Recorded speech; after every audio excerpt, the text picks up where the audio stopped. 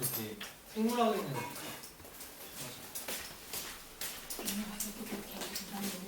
오늘은 남북조 시대라고 그러세요. 우리가 어저께 할 때 이제 맨 처음에 고대 시대 단군의 조선이 있고요. 그 다음에 이제 두 번째가 열국 시대라고 합니다. 그래서 조선에서 나간 부여, 고구려, 그 다음에 그 옆에 있던 그 옥저, 동해, 그 다음에 그 아래쪽에는 이제 여러 나라들이, 조그만 나라들이 있었었는데, 그것이 이제 그 조선에서 군함이 내려오면서부터 마한, 진한, 변한이 되고요. 그 마한은 나중에 백제가 됐다 그랬죠. 고구려에서 내려던 소선호와 비류 원조에 의하여.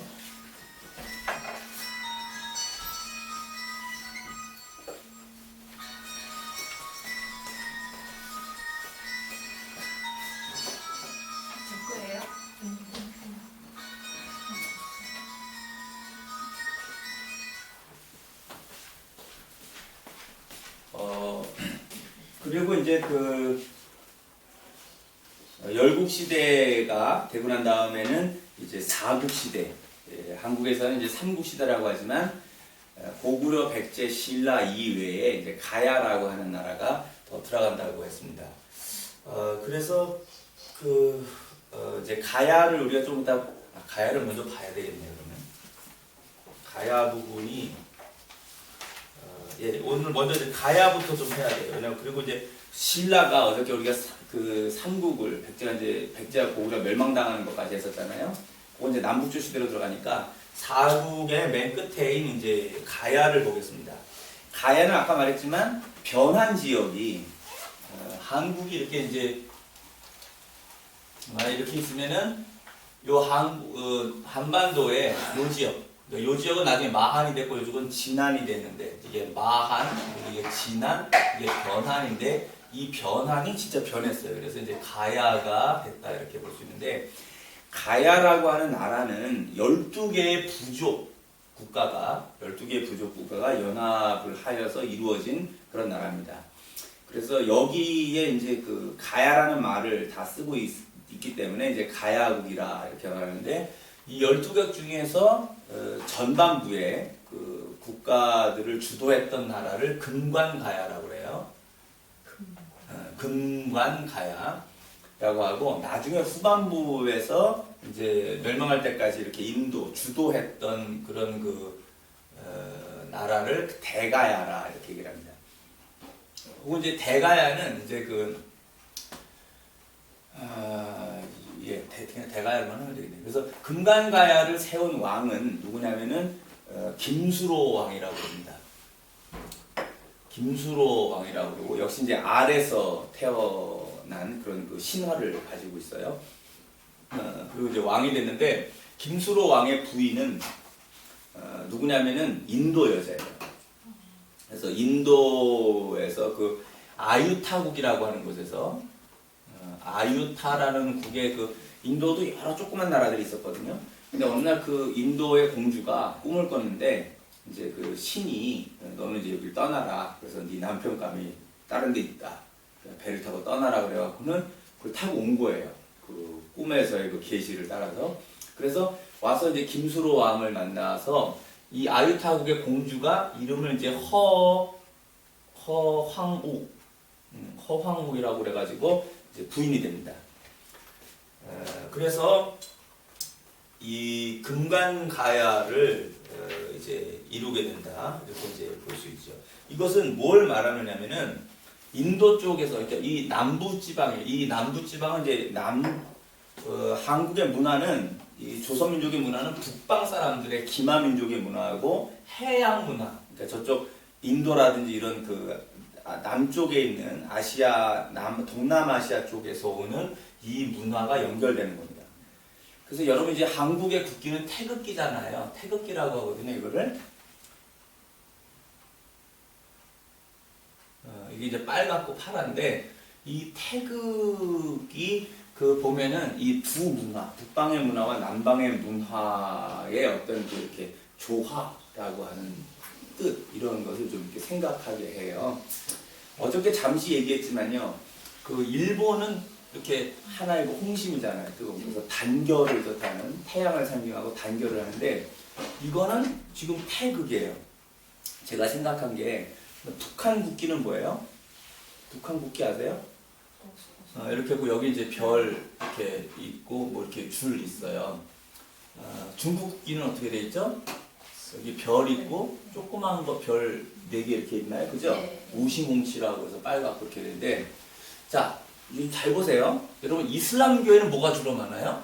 이 초승달을 많이 그려놓죠? 기독교 국가는 뭐가 있어요? 네, 십자가 형태가 많이 나타나요. 네. 그러면 이제 이거 국기에 대해 있으면 아 이건 기독교 국가구나. 이게 있으면 이건 이슬람 국가구나. 별이 많으면 뭐예요? 공산주의 국가예요. 그렇게 할 수 있어요. 일본은 이게 단합, 지네들 이제 홍심 이렇게 하고 이건 태극인데 국기가 이걸 왜 공산주의? 이거는 십자가는 알겠는데 다른 뭔가 초승달 이건 뭐냐면 저 헤지라라고 그래가지고 그 무하마드가 이제 저기서 메카에서 메디나로 도망을 갑니다. 메카에서 전도가 안 돼가지고 막 아랍 상인들이 죽이려고 그랬어요. 다신론하지 말고 여기 일신론하자 그러니까 죽이려고 하니까 도망을 이제 가는데 그걸 헤지라라고 그래요. 도망갈 때 봤던 초승달이에요. 그래서 메디나로 도망을 가서 거기서 이제 성공을 해요. 그리고 다시 메카를 정복을 합니다. 그래서 이 달은 바로 그때의 탈출할 때 메카에서 메디나로 갈 때의 상징입니다. 그래서 그때가 거기를 탈출해서 나가는 것을 이슬람교에서는 그거를 이제 기원령, 이슬람교의 시작이라 이렇게 이제 봅니다. 그래서 이 초승달은 그때의 이제 오히려 알라신을 말하는 것에 핍박을 당하던 그거를 이제 얘네들이 상징으로 딱 잡는 거예요. 그럼 왜 공산주의는 별이 많을까? 이제 이거 제가 이제 이 생각을 해요. 별은 이상이에요, 이상. 하나면 진짜 공산주의라는 게 평등한 세상을 이룬다는 게 이상이죠. 리샹이에요, 리샹. 그걸 향해서 달려가는 거예요. 그러니까 순수한 공산주의라고 하는 것은요, 제가 볼 때는 거룩해요. 순수한 공산주의자들은 제가 볼 때는 기독교인들이 하나님 나라 생각하는 것만큼 거룩해요. 그래서 우리 한국 사람들 이제 빨갱이라고 그래요. 그도 이제 전쟁이라고 해서 진짜 빨갱이는 진짜 기독교라고 통한다. 진짜 빨갱이에요. 네. 서로가 그 이상 그걸 향해서 그냥 달려가는 그 마음 가진 사람들. 이게 그러지 못하는 공산주의자들. 이건 변질되는 공산주의자들이죠. 그러니까 순수한 이상은 항상 별 그거 잡으러 가는 사람들이거든요. 그러니까 그런 면에서 참 순수하게 공산주의를 볼 수 있어요. 그래서 제가 얘기하는 게 일본은 이 빨간 얘네 합치면 무섭잖아요. 이게 하나로 칠 때 이게 무서운데 저는 이거보다 이게 더 무서울 수 있다는 거예요. 태극은 뭐냐면요. 태극은 나눠져 있는 것 같아요. 그래서 맨날 이렇게 야당 여당 막 싸우고 막 이러는데 이게 합쳐지면 이거보다 강하다는 거예요. 태극이라는 게 이건 끝이 없어요. 얘네는 하나의 힘이기 때문에 뻗어나가는 게 어떤 한계가 있을 수 있어요. 근데 이거는 무한이에요. 무한. 대한민국 사람들이 남한 사람들이 언제 이것이 태극이 무한일 수 있냐를 느꼈냐면 2002년 월드컵 축구 때예요. 그때 4강 막 다 이기 올라갈 때 이제 다 짝짝짝짝짝 이거 하잖아요.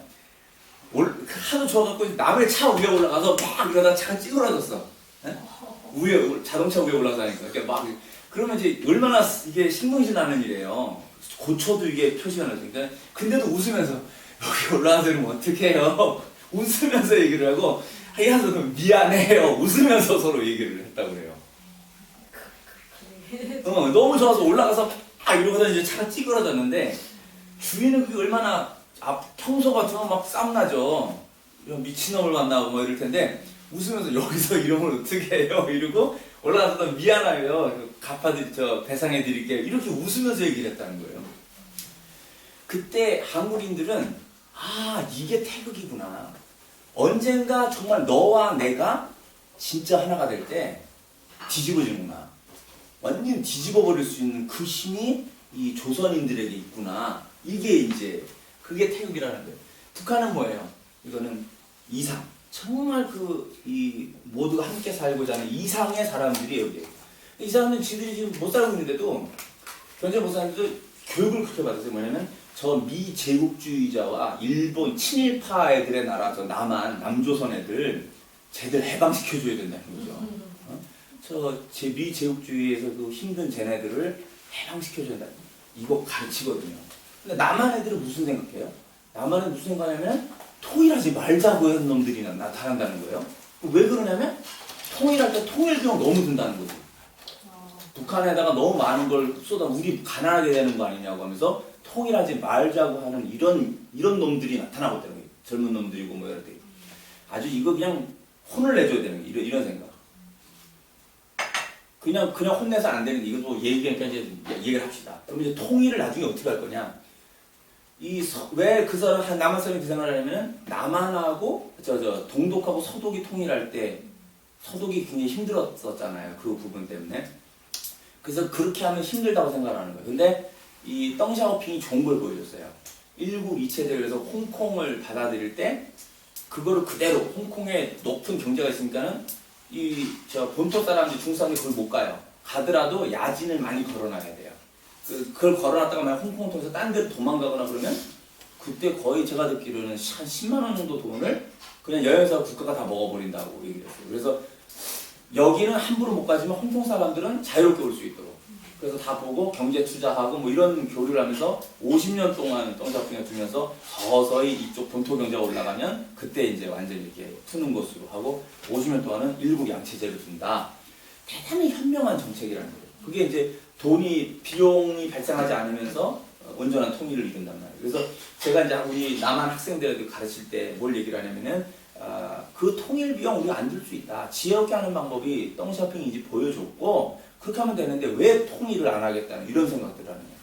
남한 애들 물어봐요 제가. 야 대한민국 저 국경이 어디야? 그랬더니 대한민국 국경 여기 백두산에서 암 넣고 도망가야 되잖아요.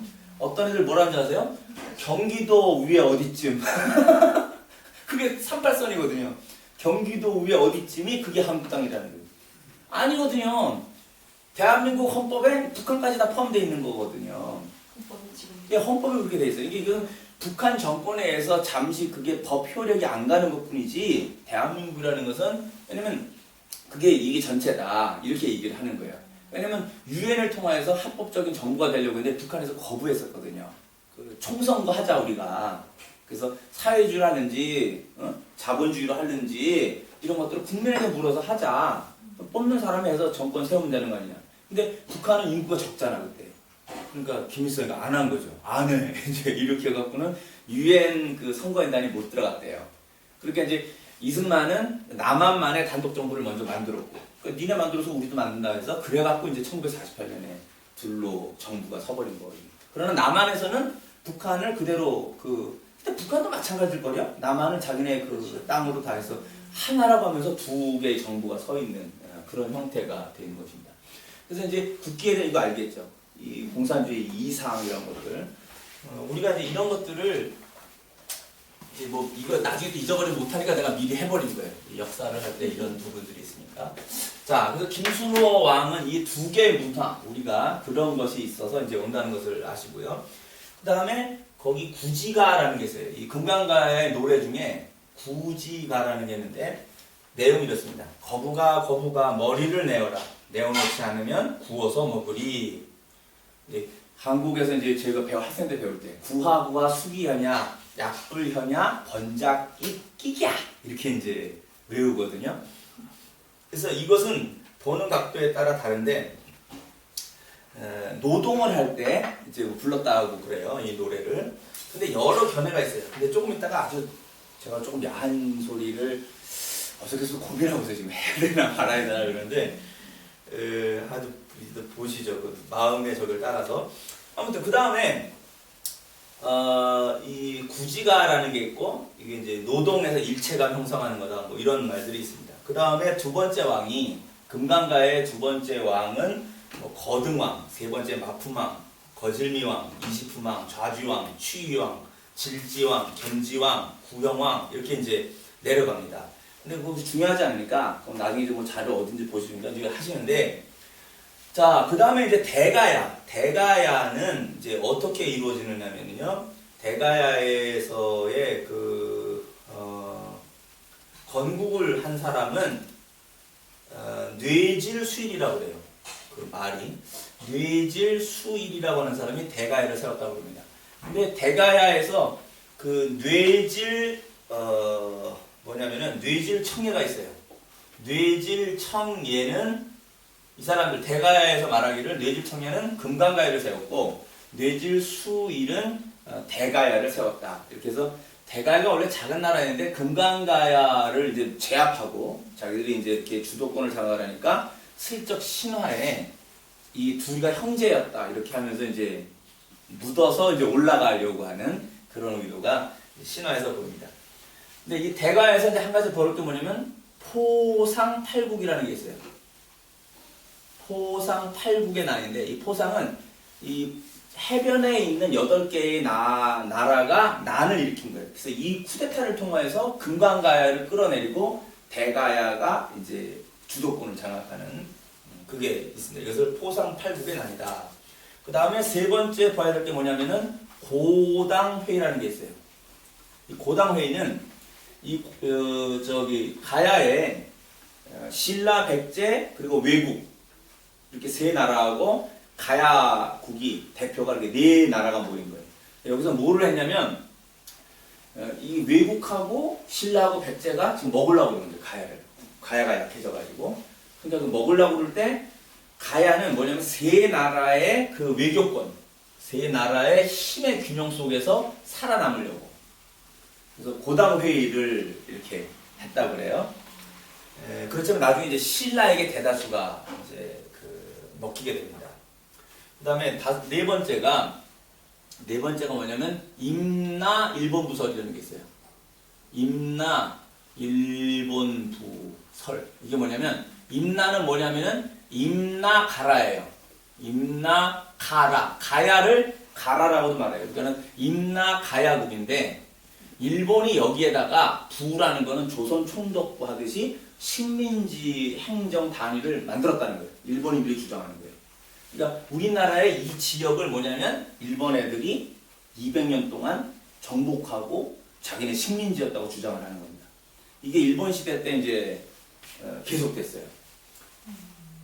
자, 그래서 이걸 어떻게 이제 아니라고 주장할 거냐 이게 이제 중요한 그런 문제가 됐습니다. 근데 이게 일본 사람들이 거짓말했다는 게 밝혀졌어요. 그게 어떻게 밝혀졌냐면 광개토 그 호태원 광개토 태양부 있잖아요.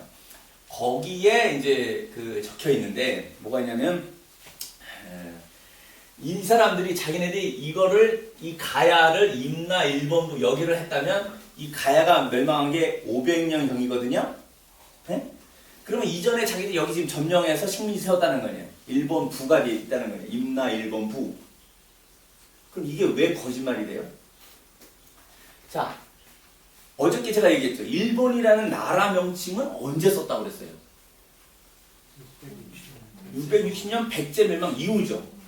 그러니까 얘네는 여기를 지금 일본이라는 말로다가 이 자기네가 여기 정복했다는 이 일본의 말을 쓸 수 있어요? 없는 거죠. 그러니까 거짓말이라는 거예요. 무슨 자기네들이 이 임나 여기 지역을 이 광개토 태양부에다 조작을 해놨어요. 이 녀석들이 여기다 뭐냐면 자기네 여기를 점령을 했다 이렇게 해놔갖고 마치 그게 사실인 것처럼 이렇게 조작을 해놨거든요.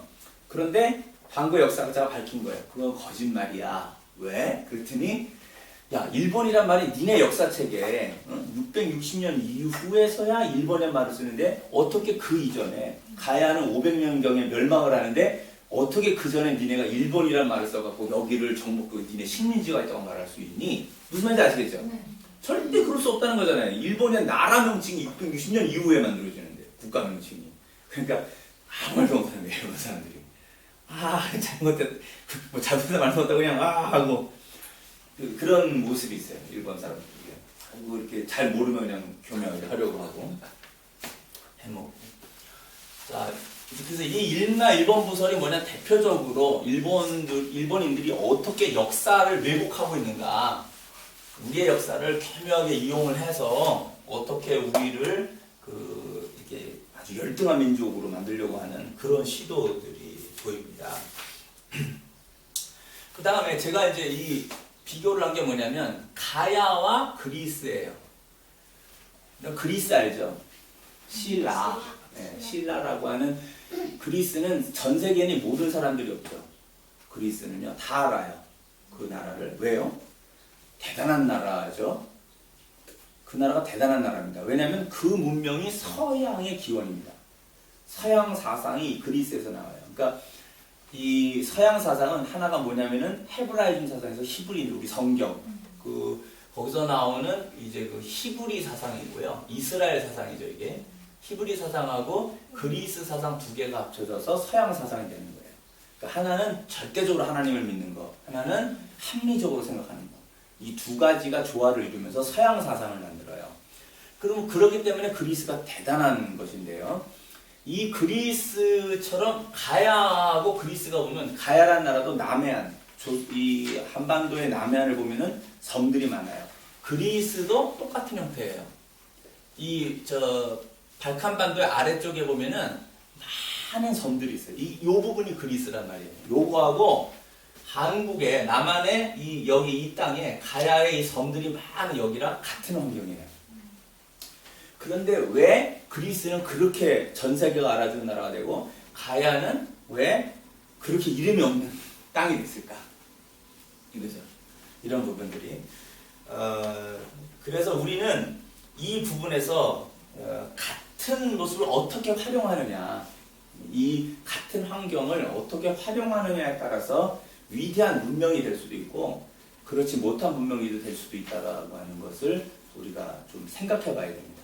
똑같이 될 수 있는 거예요. 이 예가 뭐냐면 여러분 일본 있잖아요. 일본이 지금 세계적인 나라죠. 이 나라하고 필리핀 그 아래에 있는 필리핀이요 같은 환경이에요. 오히려 필리핀이 더 환경이 좋을 수 있죠. 어떤 면에서 보면. 그런데 왜 일본이라는 나라는 세계적인 선진국이 됐고 필리핀은 왜 후진국이 돼 있냐 이거예요. 그러니까 같은 환경을 제대로 활용하지 못하는 그 민족 자체의 문제라는 거예요. 그래서 우리는 이런 환경 속에서 그 민족의 위대함을 나타내야 된다. 그러면 우리는 조선민족은 이 땅에 있는 조선족은 어떻게 가야 되느냐, 민족의 구심점 이런 것들을 봐야 됩니다. 똑같은 데서도 전혀 다르게 나타나는 모습들입니다. 그 다음에 이제 가야의 나라에서 우리가 이제 하나 더 볼 수 있는 것은 우르게 가야금이라고 어저께 얘기했죠. 그래서 누구 얘기했어요? 제가 소설가. 밤에 얘기했어요? 아니면 제가 낮에 얘기했어요? 밤에서 얘기 잘 모르시죠?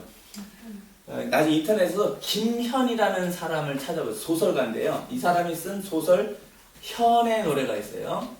현의 노래하고요. 칼의 노래가 있습니다.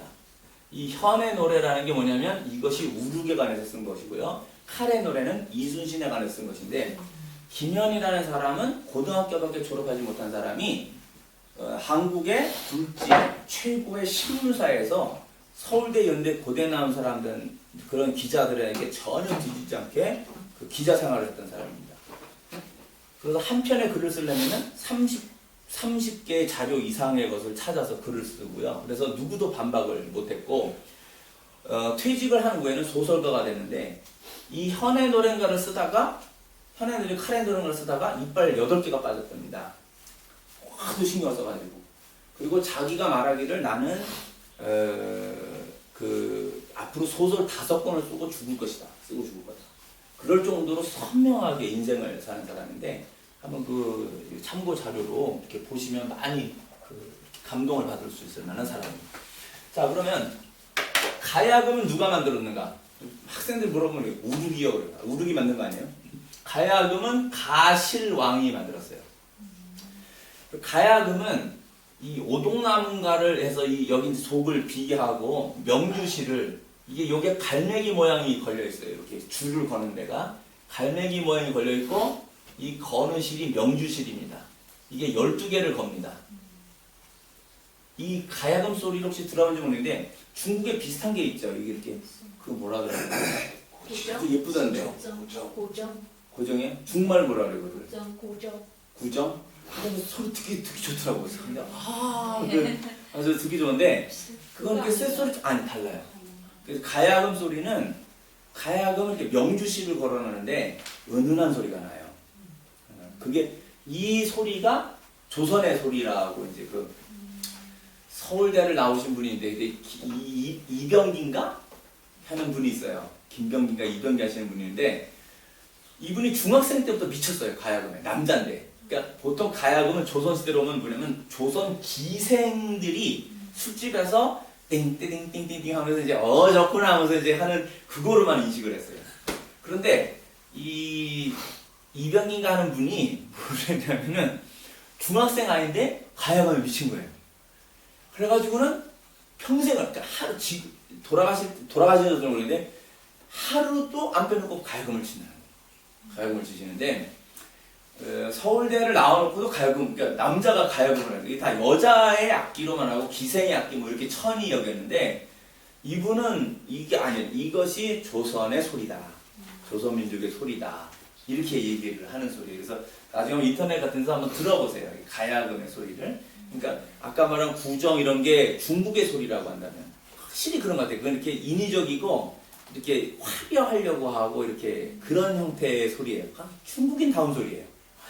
원래 중국인이 화려해요. 화려하고 대다수를 천민으로 두고 소수가 화려하게 사는 삶의 형태가 중국이에요. 근데 이건 조선의 소리라 할 만해요. 이제 한이라고 하는 아픔이 있으면서도 이 한을 은은하게 풀어내요. 그걸 막 격렬하게 복순이 뭐 이렇게 하는 게 아니라 그걸 이렇게 사기듯이 해서 그러면서도 아름답게 풀어내요. 그래서 이게 조선의 소리라고 합니다. 그러니까 역사를 배우실 때는 이런 이론만이 아니라 체득해야 되는 거예요. 그게 여러 가지 속에서. 그러면서 가야금 추천을 한 건데 이 12개의 주중 가실왕이 뭐냐면 12개 부족이라고 그랬죠. 아까 가야라는 나라가. 그 12개 부족의 연합을 상징한다. 이렇게 볼 수도 있고요. 1년 12달이죠. 그래서 1년을 상징한다. 세월을 상징한다. 이렇게도 이제 가야금을 얘기를 한다고 합니다. 이것을 제가 어저께 누가 이 우룩을 신라로 가지고 왔다 그랬죠? 진흥왕입니다. 신라의 진흥왕. 여러분 드라마 보셨는지 모르겠는데 미실이 나오는 그 선덕여왕 보셨어요? 거기에 보면 이제 진흥왕이 나와요. 그래서 진흥왕은 신라를 최대 영토로 정복을 했던 정복왕입니다. 그래서 위대한 왕인데 이분이 이제 우르게 그 가야금을 신라에 보고 주게 가야 나라의 악기를 그것은 어저께 얘기를 했지만 음악이라고 하는 것이 뭐냐면은 사람을 협동시키는 거예요. 연합시키기 때문에 아주 중요해요. 우리 예배 때도 노래를 하는 것은 노래를 통해 마음을 하나로 합니다.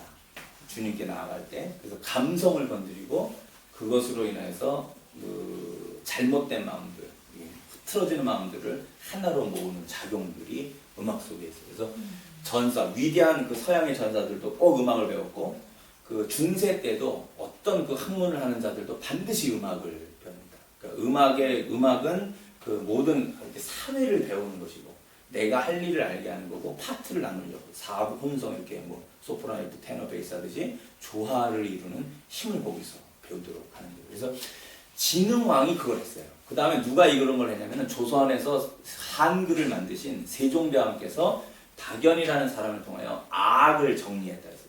위대한 왕들은 보면은 음악에 관심을 많이 쏟으시는 것 같아요. 그래서 그걸 통하여 국민들의 마음을 이렇게 정확히 볼 수 있도록 만들었습니다.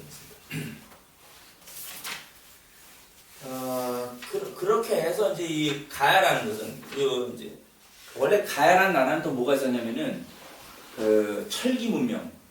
그래서 그 가야에서 이렇게 갑옷 같은 걸 만들어서 고려나 외국에도 수출했다고 해요. 그래서 이게 큰 나라로 성장할 수 있었는데 그걸 못했던 안타까움이 있는 나라다. 이렇게 이제 보시면 되겠습니다.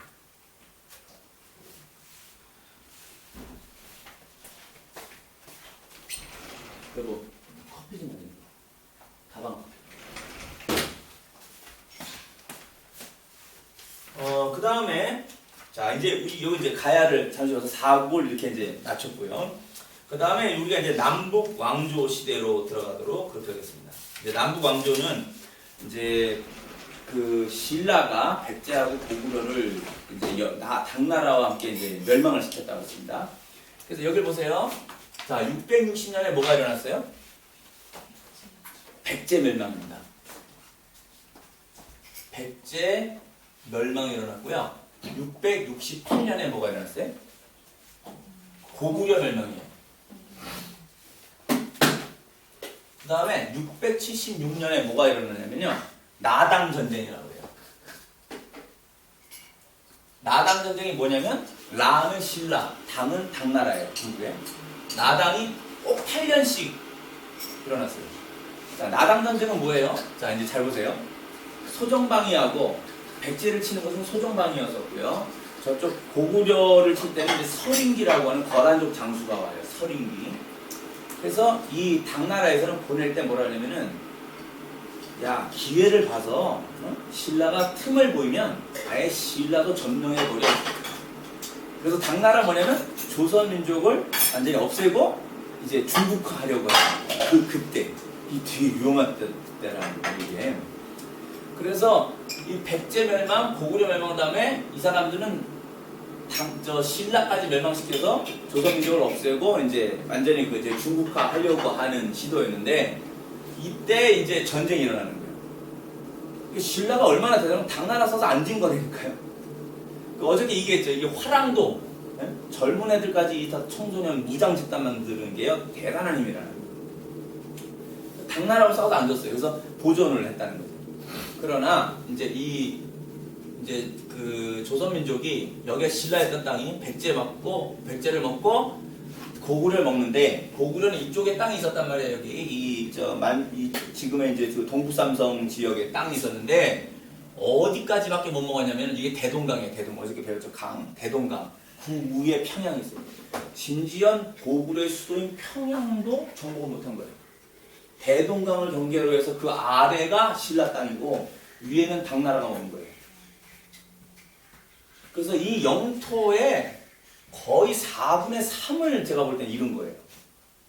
조선민족이 가야 할 영토의 4분의 3 정도를 잃고 요 아래 땅만 이제 이게 신라가 돼버린 거예요.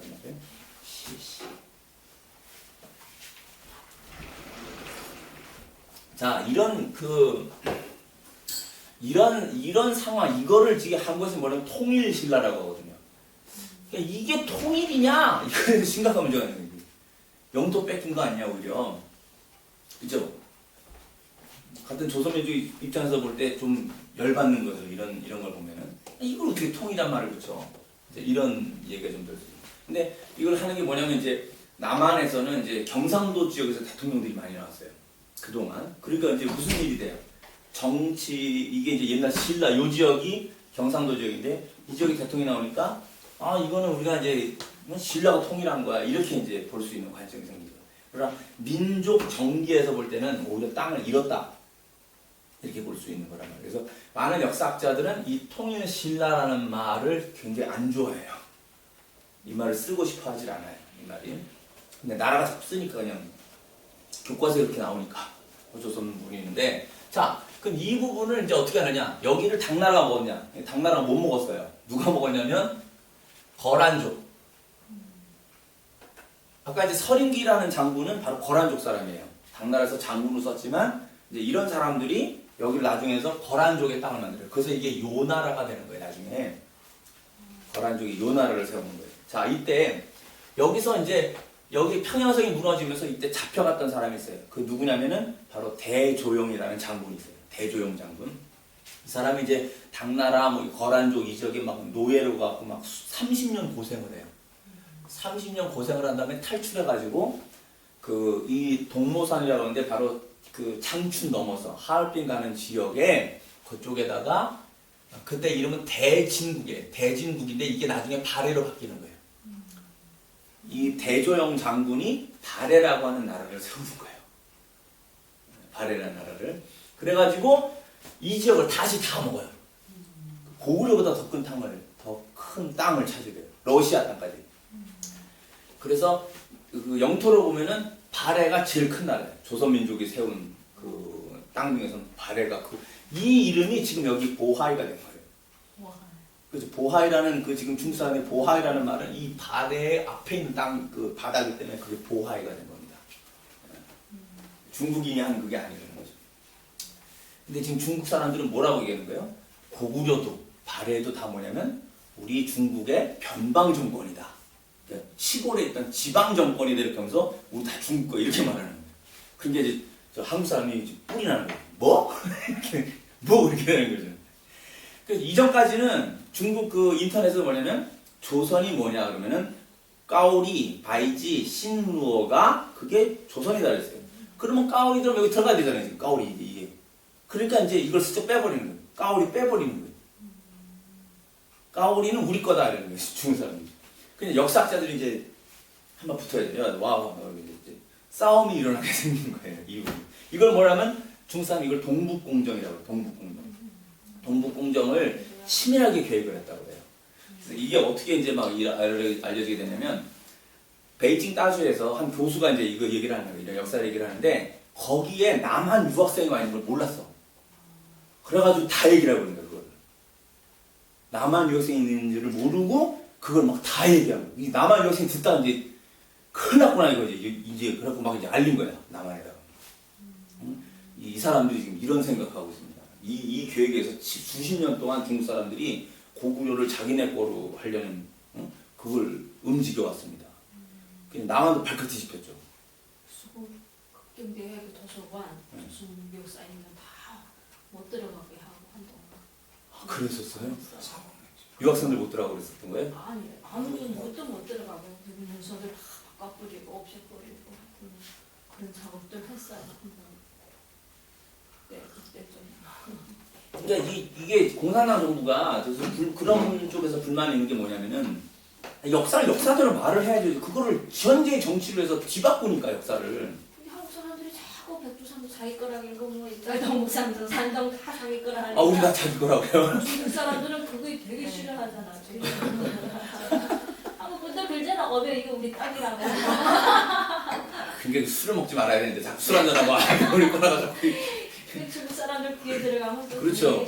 거슬리죠 사실. 네, 거슬리는 부분. 그래서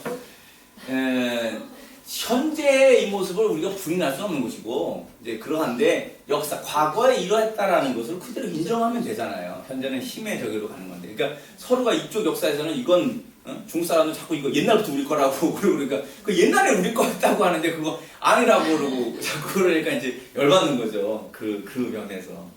그래서 그런 걸 좀 객관적으로 볼 수 있는 좀 정신을 서로 좀 이성을 차려서 좀 이러면은 좋겠다는 생각이 듭니다. 자, 이제 발해는 조금 이따가 이제 더 그 부분을 보고요. 이런 관점에서 이제 이제 한국에서 통일신라라고 하는 건데 저는 이것을 이제 남북 왕조 시대다 이렇게 합니다. 남쪽엔 신라가 있고 북쪽에는 발해가 그 대조영 장군이 이제 그 발해라는 나라를 세웠으니까 남신라, 북발해 이렇게 해서 이제 남북 왕조 시대다 이렇게 볼 수 있습니다. 자, 이것을 이제 이룬 사람은 아까 태종 무열왕이 그 태종 무열왕 김춘추가 그 이제 왕이 돼서 이제 백제를 쳤고요. 그 다음 그의 아들 번민이라고 하는 사람이 문무왕이 됐다고 했습니다. 이 문무왕 때 고구려를 멸망시킵니다. 그래서 이 문무왕은 어저께 얘기를 했지만 자기가 죽어서 어디다가 무덤을 쓰게 해달라고 했어요? 바다에다가. 그래서 동해에 가면은 다른 왕들의 무덤은 다 육지에 있는데 이분의 무덤만 바다에 이렇게 4개의 바위가 있는 그 사이에다가 묻었습니다. 섬에다가. 왜 그랬냐면 하도 외국이 침략을 해오니까 신라를 내가 동해의 용이 되어서 그들이 못 오게 막겠다. 이런 염원으로 그렇게 했어요. 그래서 대단한 왕이다. 얼마나 그 바닷속에서 힘들어요. 그런데 용이 되겠다고 이렇게 해서 이제 그 하신 분이 이제 문무왕입니다. 자, 이 문무왕은 상당히 뭐냐면은 저기 그 주체 의식이 강하신 분이에요. 그래갖고는 이제 그 동생이 뭐냐면은 여기 그 동생이 아니지. 여기 맞아요. 동생이 막 이제 친당파예요. 친당파예요. 그러니까 당나라 쪽에 붙어갖고 이렇게 당나라 힘세다 보니까 거기 붙어갖고 니네 신라 뭐 이렇게 자기도 신라 사람인데 지금 뭐 신라들이 뭐 있어 이렇게 해요. 죽여버렸어요. 형이 아마 죽였는지 그런 거로 기억을 해요. 나중에 이게 발해에도 한번 나옵니다. 그 부분이 같은 모습일 것 같은데 상당히 강해요. 문무왕이 그런 면에서. 그게 이제 김유신하고 맞아요. 김유신도 그런 기질이에요. 그러니까 백제 멸망할 때 저희 소정방이가 계백 장군하고 싸우는 바람에 늦었다고 그랬잖아요. 이거 어제 밤에 얘기한 거죠. 그래서 기억나? 그래서 이제 막 싸우고 늦었는데 소정방이라고 이제 이쪽에서 당나라에서 백제 멸망할 때 보냈던 장군이 김유신 너 왜 늦었어? 어? 막 이러니까 이제 얘기를 해줘도 아가 막 거들피니까 김유신이 그러거든. 야 백제 멸망시키기 전에 너 당나라하고 한판 붙겠다. 너네부터 쳐 없애버리고 백제 없애겠다. 이렇게 한판 붙자고 김유신이가 나와서 그래서 소정명이 움찔해가지고 이제 그래 다 받아들이겠다 이렇게 해서 이제 했는데 결국 아까 육교치민에 붙었다 그랬죠. 예, 붙었는데 신라가 이겼고 당나라가 이제 퇴각하고 한반도 남쪽은 이제 신라가 갖게 된 거라고 되겠습니다. 그 다음 왕이 이 문무왕이 이제 30대 왕이었어요. 태종문. 그 다음에 31대 왕이 누구냐면은 신문왕이에요. 이 왕 때가 뭐냐면 중앙 집권이 가장 강력하게 일어납니다. 신문왕이 이게 이제 뭐냐면 지금 태종 부열의 손자잖아요. 이게 김춘추의 아들, 김춘추의 손자예요. 신문왕 때가 가장 강력한 중앙 집권을 이루는 왕이었습니다. 자, 이때 활동한 사람이 누구냐면 원효라고 하는 스님이 있어요. 들어보셨나요? 원효? 못 들어보셨어요? 이 원효는 이제 의상이라고 하는 스님하고 둘이 이제 당나라 유학을 떠납니다. 그러니까 불교를 자, 그 당시 당나라 뭐가 아직은 아니지. 근데 당나라가 이제 불교를 받아들였고 여러분 손오공 있잖아요. 손오공 나오는 그게 당태종 때 일인가? 당태종인지 당현종인지 하여튼 그때 인도 가지 말라 그랬거든요. 당나라에서. 근데 현장은 떠난 거예요. 현장 법사가 이제 떠날 때 인도 가가지고는 공부해갖고 그 불경을 가지고 오잖아요. 그때 이제 손오공, 저팔계, 또 사후정이가 이제 도왔다는 거죠. 그러니까 불교가 강한 나라였어요. 그러니까 당나라는 불교만이 아니라 그때 이제 유태교도 들어와 있었고, 그 굉장한 나라였어요. 당나라 거기가 모든 종교라는 국제적 도시였었단 말이에요. 그래서 이 당나라로 가서 이제 불교를 배우겠다. 그렇게 갖고 온 것을 이제 배우겠다고 이제 당나라 유학을 떠나는데, 어느 이제 산길을 가다가 이제 피곤해서 이제 동굴에 들어서 잠을 잤어요. 자다가 이제 연효가 목이 말라가지고 이렇게 막 더듬다가 이제 물이 이렇게 이제 마셨어요. 그거를 굉장히 맛있더래요.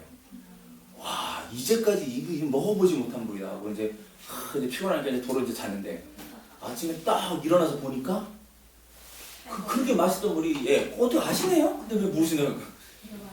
해골 얘기는 이 해골 바가지 속에 들어있는 물이었다는 거예요. 빗물이 거기 들어가서 했겠지만 대낮에 먹어서 그거 먹겠어요? 근데 밤에 먹었는데 그렇게 맛있더라는 거예요.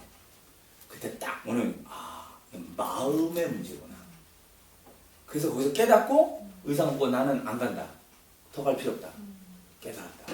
그리고 이제 돌아왔어요. 그 다음에 원효가 한 게 뭐냐면 당시 당나라는 이제 신라의 종교는 뭐냐면 불교는 이제 그 교종이라고 해서 이게 이제 귀족들이 좋아하는 종교예요.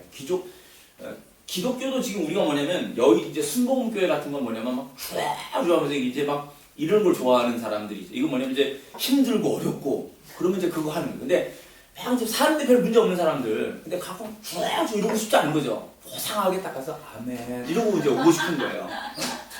그런 거 듣고 싶고 가는 사람은 막 이렇게 하고 역동적인 걸 좋아하는데 다른 사람은 이제 품위 있게 있다가 품위 있게 돌아오고 싶단 말이에요.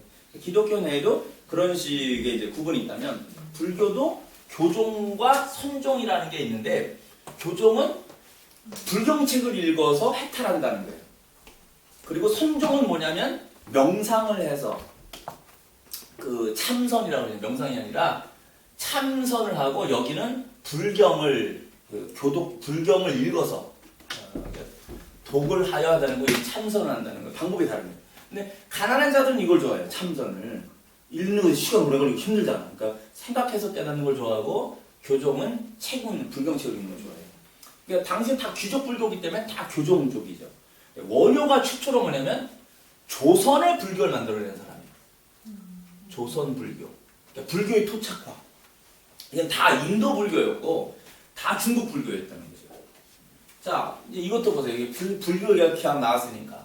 인도 불교는 시달다. 석가모니가 깨달은 것을 가지고 중국으로 들어오는데 누가 가지고 들어와요? 따모따스라고 하는 달마 대사가 가지고 들어오는 거예요.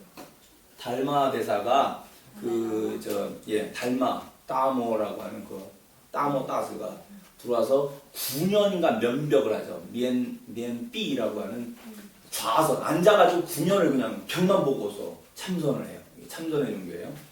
그래서 그 해가라고 하는 그 저기 제자가 득도, 그러니까 깨달음을 얻었는데 안 나와 동굴 속에 들어가.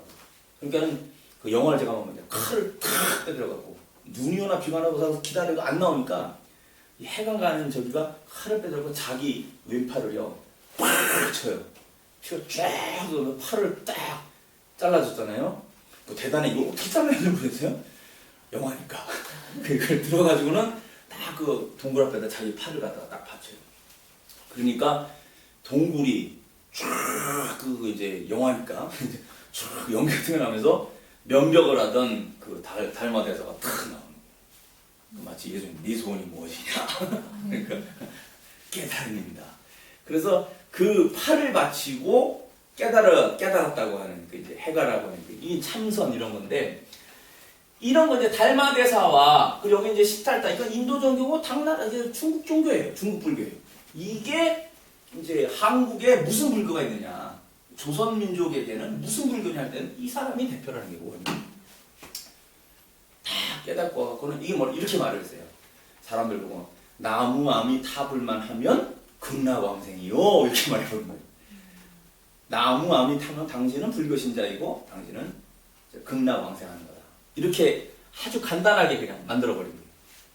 근데 이 사람은 굉장히 높은 그런 그 이제 고승인데 굉장히 깊은 그 깨달은 데서 깊은 사람이에요, 원효가. 근데 이 사람이 나와갖고 이제 머리를 빌러 이렇게 이제 이제 하고는 맨날 나가서 이렇게 도끼 날은 섰는데 도끼 자루가 없다.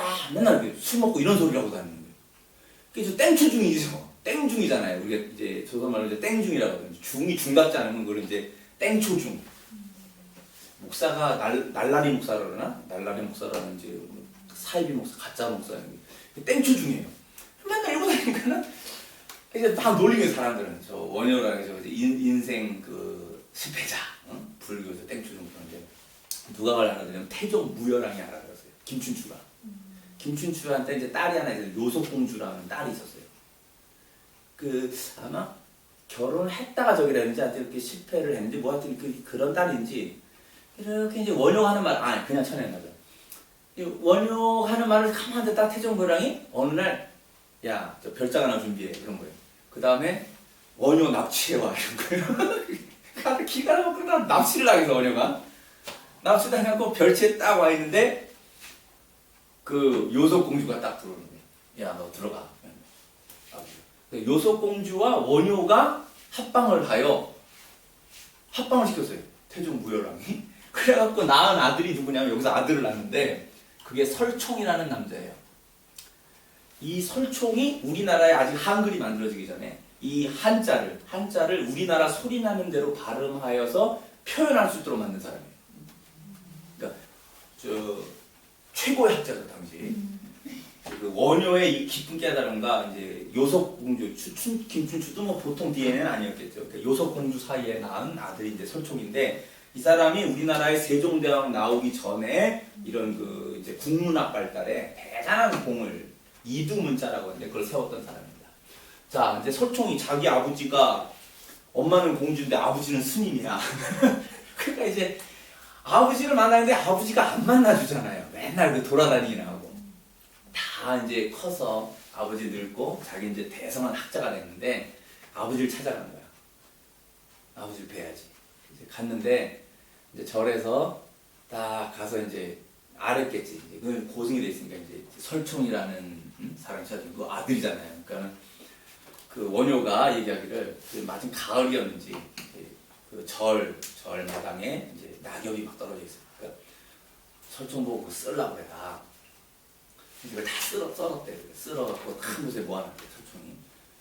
대단한 학자인데 벌써 위원하는데도 그 쓰라고 이제 아버지 말하는 데 쓰는 거죠. 다 모아놨는데 설총 이제 원효가 딱 나와보더니 가갖고는 그 큰 곳에 막 깨끗한 그 절 마당에 낙엽을 이렇게 들더니 몇 개를 듬성듬성 떨어뜨리는 거예요. 기껏 다 쓰려고 그래놓고. 그리고는 그냥 들어가 버리더래요. 그래서 설총이 그걸 또 보더니 들어간 아버지 그쪽을 보고 합장을 하고는 돌아갔대요. 말은 없이 서로 말은 없이 그렇게 하고는 합장하고 갔대요. 그게 끝이에요. 자, 이제 이게 뭔 의미인지는 여러분이 이제 스스로 생각을 하세요. 이게 뭔 짓을 하고 있는 건지 둘이서 해석이 되세요? 뭐 한 건지?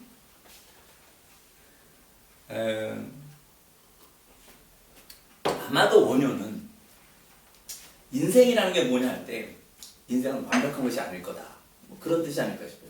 나뭇잎을 다시 몇 개를 떨어뜨리는 것은 우리는 실수가 있고 문제가 있는 자들이다.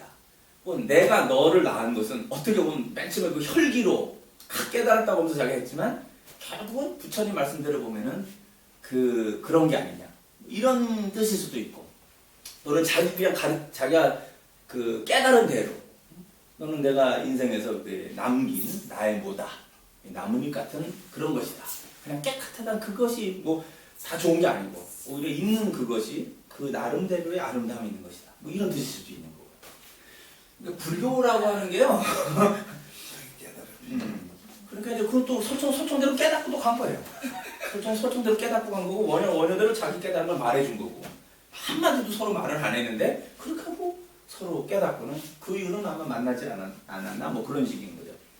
불교의 스님이니까 자기의 이제 그 출가를 하여서 가는 길을 가고 그래서 원효와 설총의 관계, 요속공주 그리고 이제 태종무열왕 이런 관계는 참 사람들이 재밌어요. 저는 이런 얘기 좋고 이런 얘기를 다 들으면 이제 이런 게 역사다 오히려 그런 생각이. 자, 그런데 그리고 이제 만파식적이라는 게 있어요. 신문왕 때 만파식적이라는 건 이제 어느 날 이렇게 바다에 섬이 있는데 이제 합쳤다 떨어졌다 그런데 섬이 두 개가 됐다 하나가 됐다 그런데 그래서 거기서 이제 거기 있는 대나무를 잘라다가 피리를 만들면 만파식적이라는 것은 모든 근심이 없어져 버린다는 거죠. 모든 이런 게 다 없어져 버린다. 그 말은 신문왕이 다 잡아버렸다는 소리예요. 귀족들 까부는 거 이런 것을 싹 평정해버렸다는 소리예요. 그걸 만들었던 소리는 그러니까 만파식적을 표현하는 중국에도 그거 있죠. 구정이라고 하지. 구정 그거 말고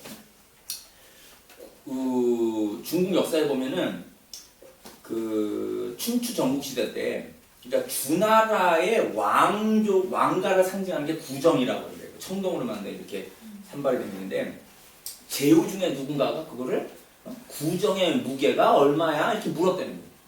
그런 지가 왕 되겠다는 소리거든요. 주나라를 지가 하겠다는 그 교만의 표시인데 그래서 구정이라고 하는 것은 왕권을 상징하는 그런 말이에요. 그래서 똑같이 구정의 무게가 얼마냐 묻는다는 것은 내가 그거 차지하겠다는 소리로서 반역하겠다는 소리거든요. 그만큼 널 누를 수 있다. 주나라 왕실을. 근데 만파식적을 신문왕이 만들었다는 소리는 뭐냐면은 다 제압해버렸다는 소리예요.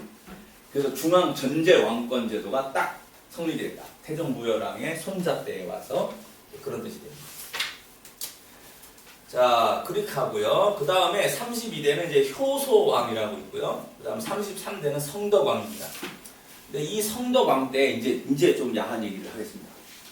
들으시고 이건 한국 어디서도 표현이 안 된 거라서 제가 연구한 건데 연구를 해놓고 너무 야해서 어디서 말도 못했어요. 오늘 이제 어른들만 계시니까 이해가 좀 걸리긴 하는데 듣고 너무 저도 33대요. 예, 그러니까 33대가 이제 성덕왕 때예요. 32대 효소왕. 효소 그리고 33대가 이제 성덕왕인데 이때 이제 이게 헌화가라는 게 있어요. 헌화가와 해가라는 게 있는데 헌화가는 이 헌화가 내린단 말이죠. 헌화가는 내용인데 자줏빛 바위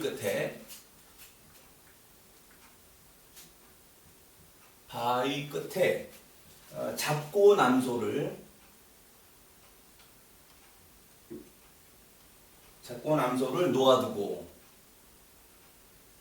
놓아두고 나를 부끄러워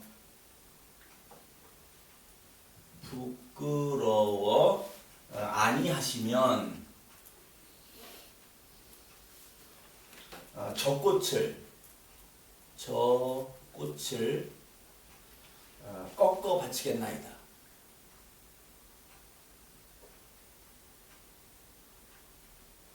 이게 헌화가라는 노래예요. 신라의 케이팝이에요. 신라의 유행가입니다. 이게. 이 노래 어떻게 되냐면 이 헌화가의 주인공 여자는 수로 부인이에요. 수로 부인이고 남편 이름은 순정공이에요. 남편 이름이 순정공. 순정공이에요. 자, 이 성덕왕 때에 이 순정공이 이제 동해의 관리가 되어서 가는데 동해 바닷가 길을 가다가 수로 부인이 갑자기 이제 어디 쉬는 장소에서 저 절벽 낭떠러지에 꽃이 하나 이렇게 펴 있는 거예요. 그걸 보더니 누가 저 꽃을 내게 꺾어다 주겠느냐 이렇게 거예요. 이제 아무도 그 꽃을 올라가면 절벽이잖아요. 그건 위험하잖아요. 꺾어오지 못해요. 그런데 지나가던 암소를 끌고 가던 노인네가 그 수로 부인의 하는 소리를 들었어요. 그러고는 이 노래를 한 거예요.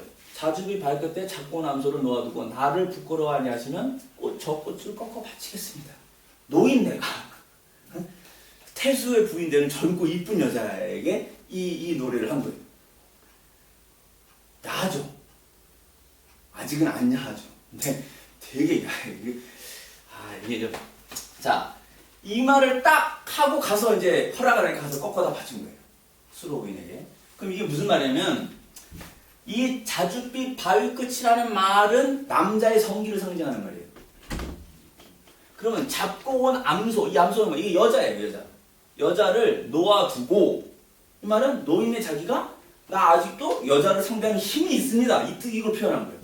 그 다음에 나를 부끄러워 아니하시면 아이고 노인네가 뭐 이렇지 않는다면 자 꽃이 뭐죠? 꽃은 여성에 의해서 그 성적인 상징을 말하는 거예요. 여성의 그 성을 말하는 거예요. 그러니까 그 꽃을 꺾어 바치겠나이다. 안 해요. 들어가시오셔서 왜? 아이 참나. 그래서 이 저 꽃을 꺾어 바치겠나이다. 그러니까 내가 당신 충분히 상대할 수 있습니다. 이 말이에요. 이 말이. 이걸 은근한 상징으로 바꿔버린 거예요. 그러면 수로 부인은 뭐냐? 이 수로 부인이라고 하는 것은 이게 여성의 그 이제 성기를 상징하는 거예요. 여성의 성기를 그 수로라는 말이 이제 여성의 그 성기의 그런 부분을 얘기하는 거고 남편이 순종이라는 것은 이거는 그냥 뭐냐면 순진한 사람.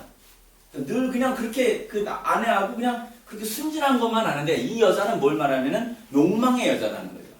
그런 표현이 이해하시겠어요? 넌 아직 이해 안 되지? 다 이해했어.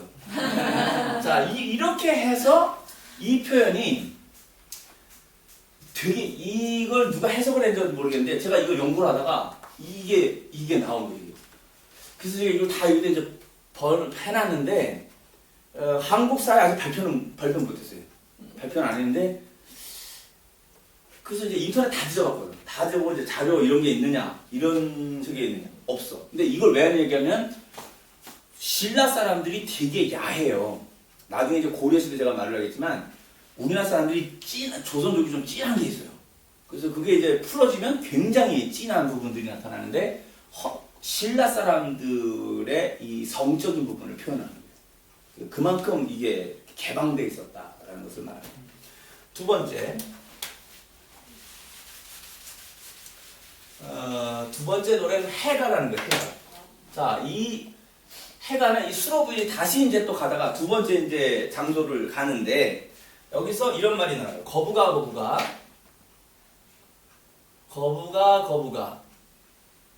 수로 부인을 내놓아라. 수로 부인을 내놓아라. 그리고 남의 부녀 아사간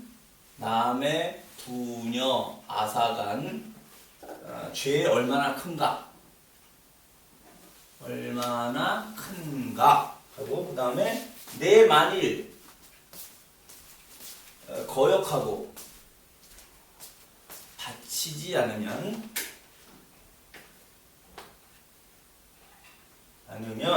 그물로 잡아서 구워 먹고 말리라. 이것이 해가는 뭐냐면 바다에서 부른 노래라는 뜻이에요. 그래서 수로 부인이 다시 이제 그 노인의 그 이제 사건이 있고 난 다음에 쭉 가는데 갑자기 바다에서 용이 나와가지고 이 수로 부인을 납치해간 거예요. 이쁘니까 납치해갔어요. 그러니까 이 일이 벌어지니까 이제 죽고 큰일 났다는 거죠. 이제 사람들이 다 수로 부인이 이제 납치돼 갔으니까. 그럼 막 어쩔 줄 모르겠는데 그 노인이 다시 나타나서 거기다 대고 이제 소리를 지르라는 거예요. 이 노래를 하라는 거예요. 사람들 보고.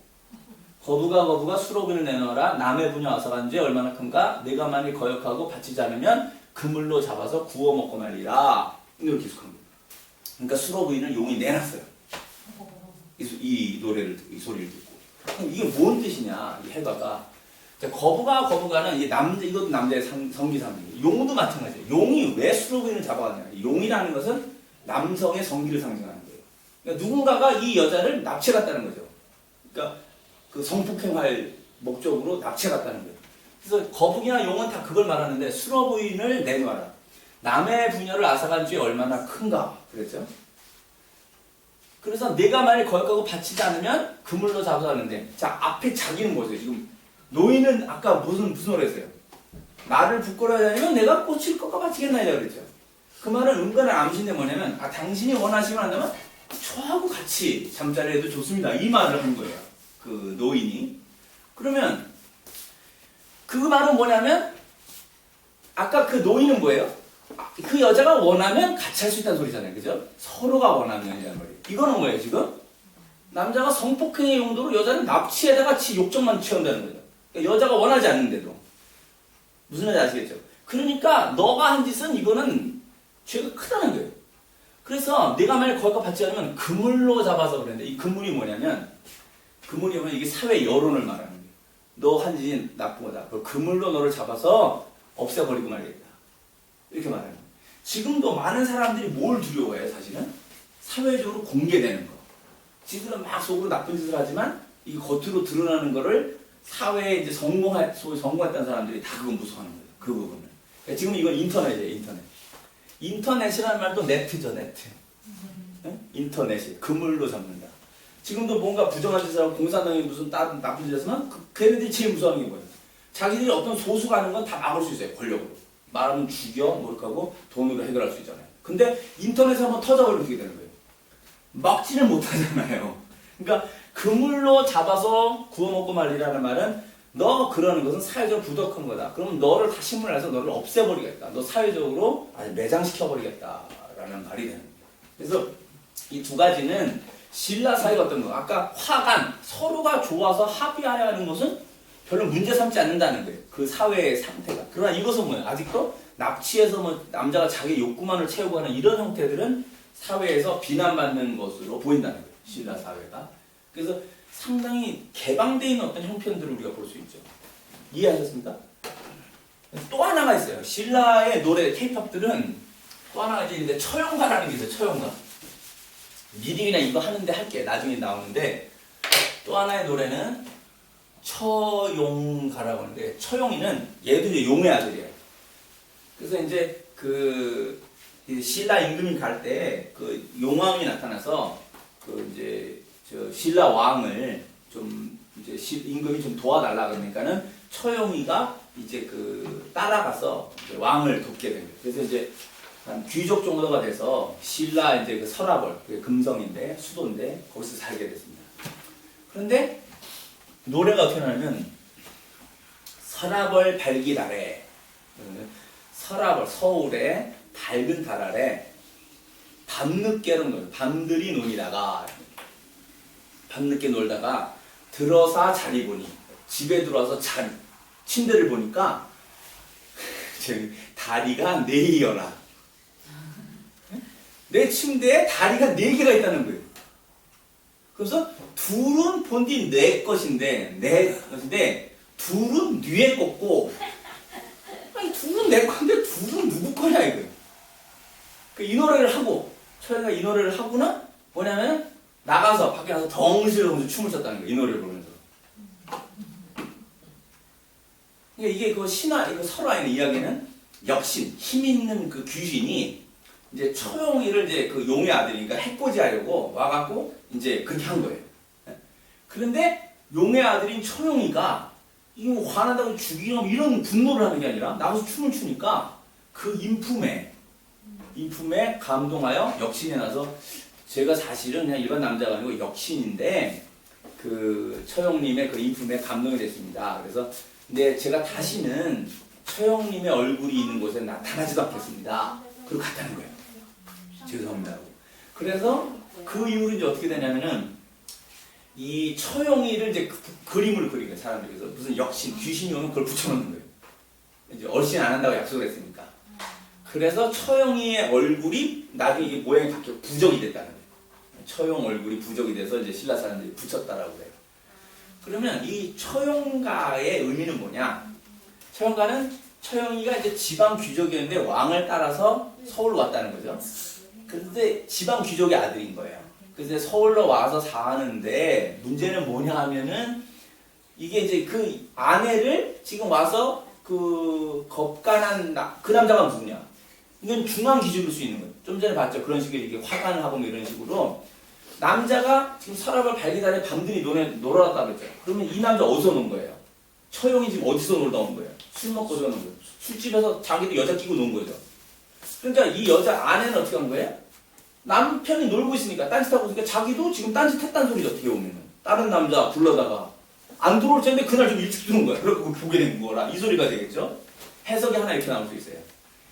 그래서 이 부분에 신라 사회가 얼마나 이제 그 음란하게 타락했느냐라고 하는 것을 이제 보여주는 한 모습이에요. 이 노래를 통해서 우리는 통일 신라라고 말하는 그 남신라 시대의 신라 사회상을 알 수가 있는 것이죠. 또 하나는 뭐냐면 이 역신이 뭐냐? 이 역신은 힘세다 그랬죠. 그럼 이게 뭘 말하냐면 당시 아랍 상인들이 신라까지 와서 무역을 했대요. 그래서 그 신라에 와서 아랍 상인 당나라도 다 왔었으니까 이 사람들이 와갖고 거기서 무역을 해가고 그랬단 말이에요. 신라에는 십자가도 나와요. 돌십자가. 유태인이라든지 기독교인들의 어떤 것이 거기까지 왔었다는 걸 얘기를 하는 거예요. 네스토리오스교라는 게 당나라에 들어왔었거든요. 십자가, 돌십자가가 나와요. 신라의 그 유품들, 유적들 가지고 보면은. 믿는 사람이 있다는 기록은 예, 믿는 사람이 있었는지 아니면 그게 그들이 이제 그 네스토리우스 교가 들어와서 그런 장식품 같은 게 들어왔는지 그건 정확하게는 안 나와요. 그러나 그게 신라까지 들어왔었다는 거예요. 그래서 이 역시는 뭐냐면 아랍 상인들이 와서 이제 신라의 여자들을 이렇게 이제 그 화관을 하고 이런 모습의 정황일 수도 있다는 겁니다.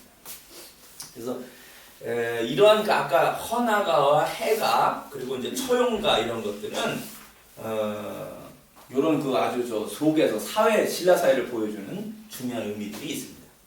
그 다음에 이제 지금 아까 저기까지 했고 34대는 효성왕이라고 그래요. 효성왕.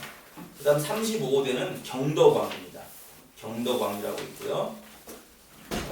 뭐 그냥 다 넘어가도 돼요. 이 부분들은 시간이 없으니까 다 할 수는 없는데. 그 다음 36대가 해공왕입니다. 해공왕. 근데 이 해공왕은 왜 해달면 이 해공왕서부터 뭐냐면은 신라가 말기로 들어갑니다. 멸망으로 치달아가요. 해공왕서부터 36대 왕서부터가 이제 멸망으로 들어간다 이렇게 볼 수 있습니다. 그 다음에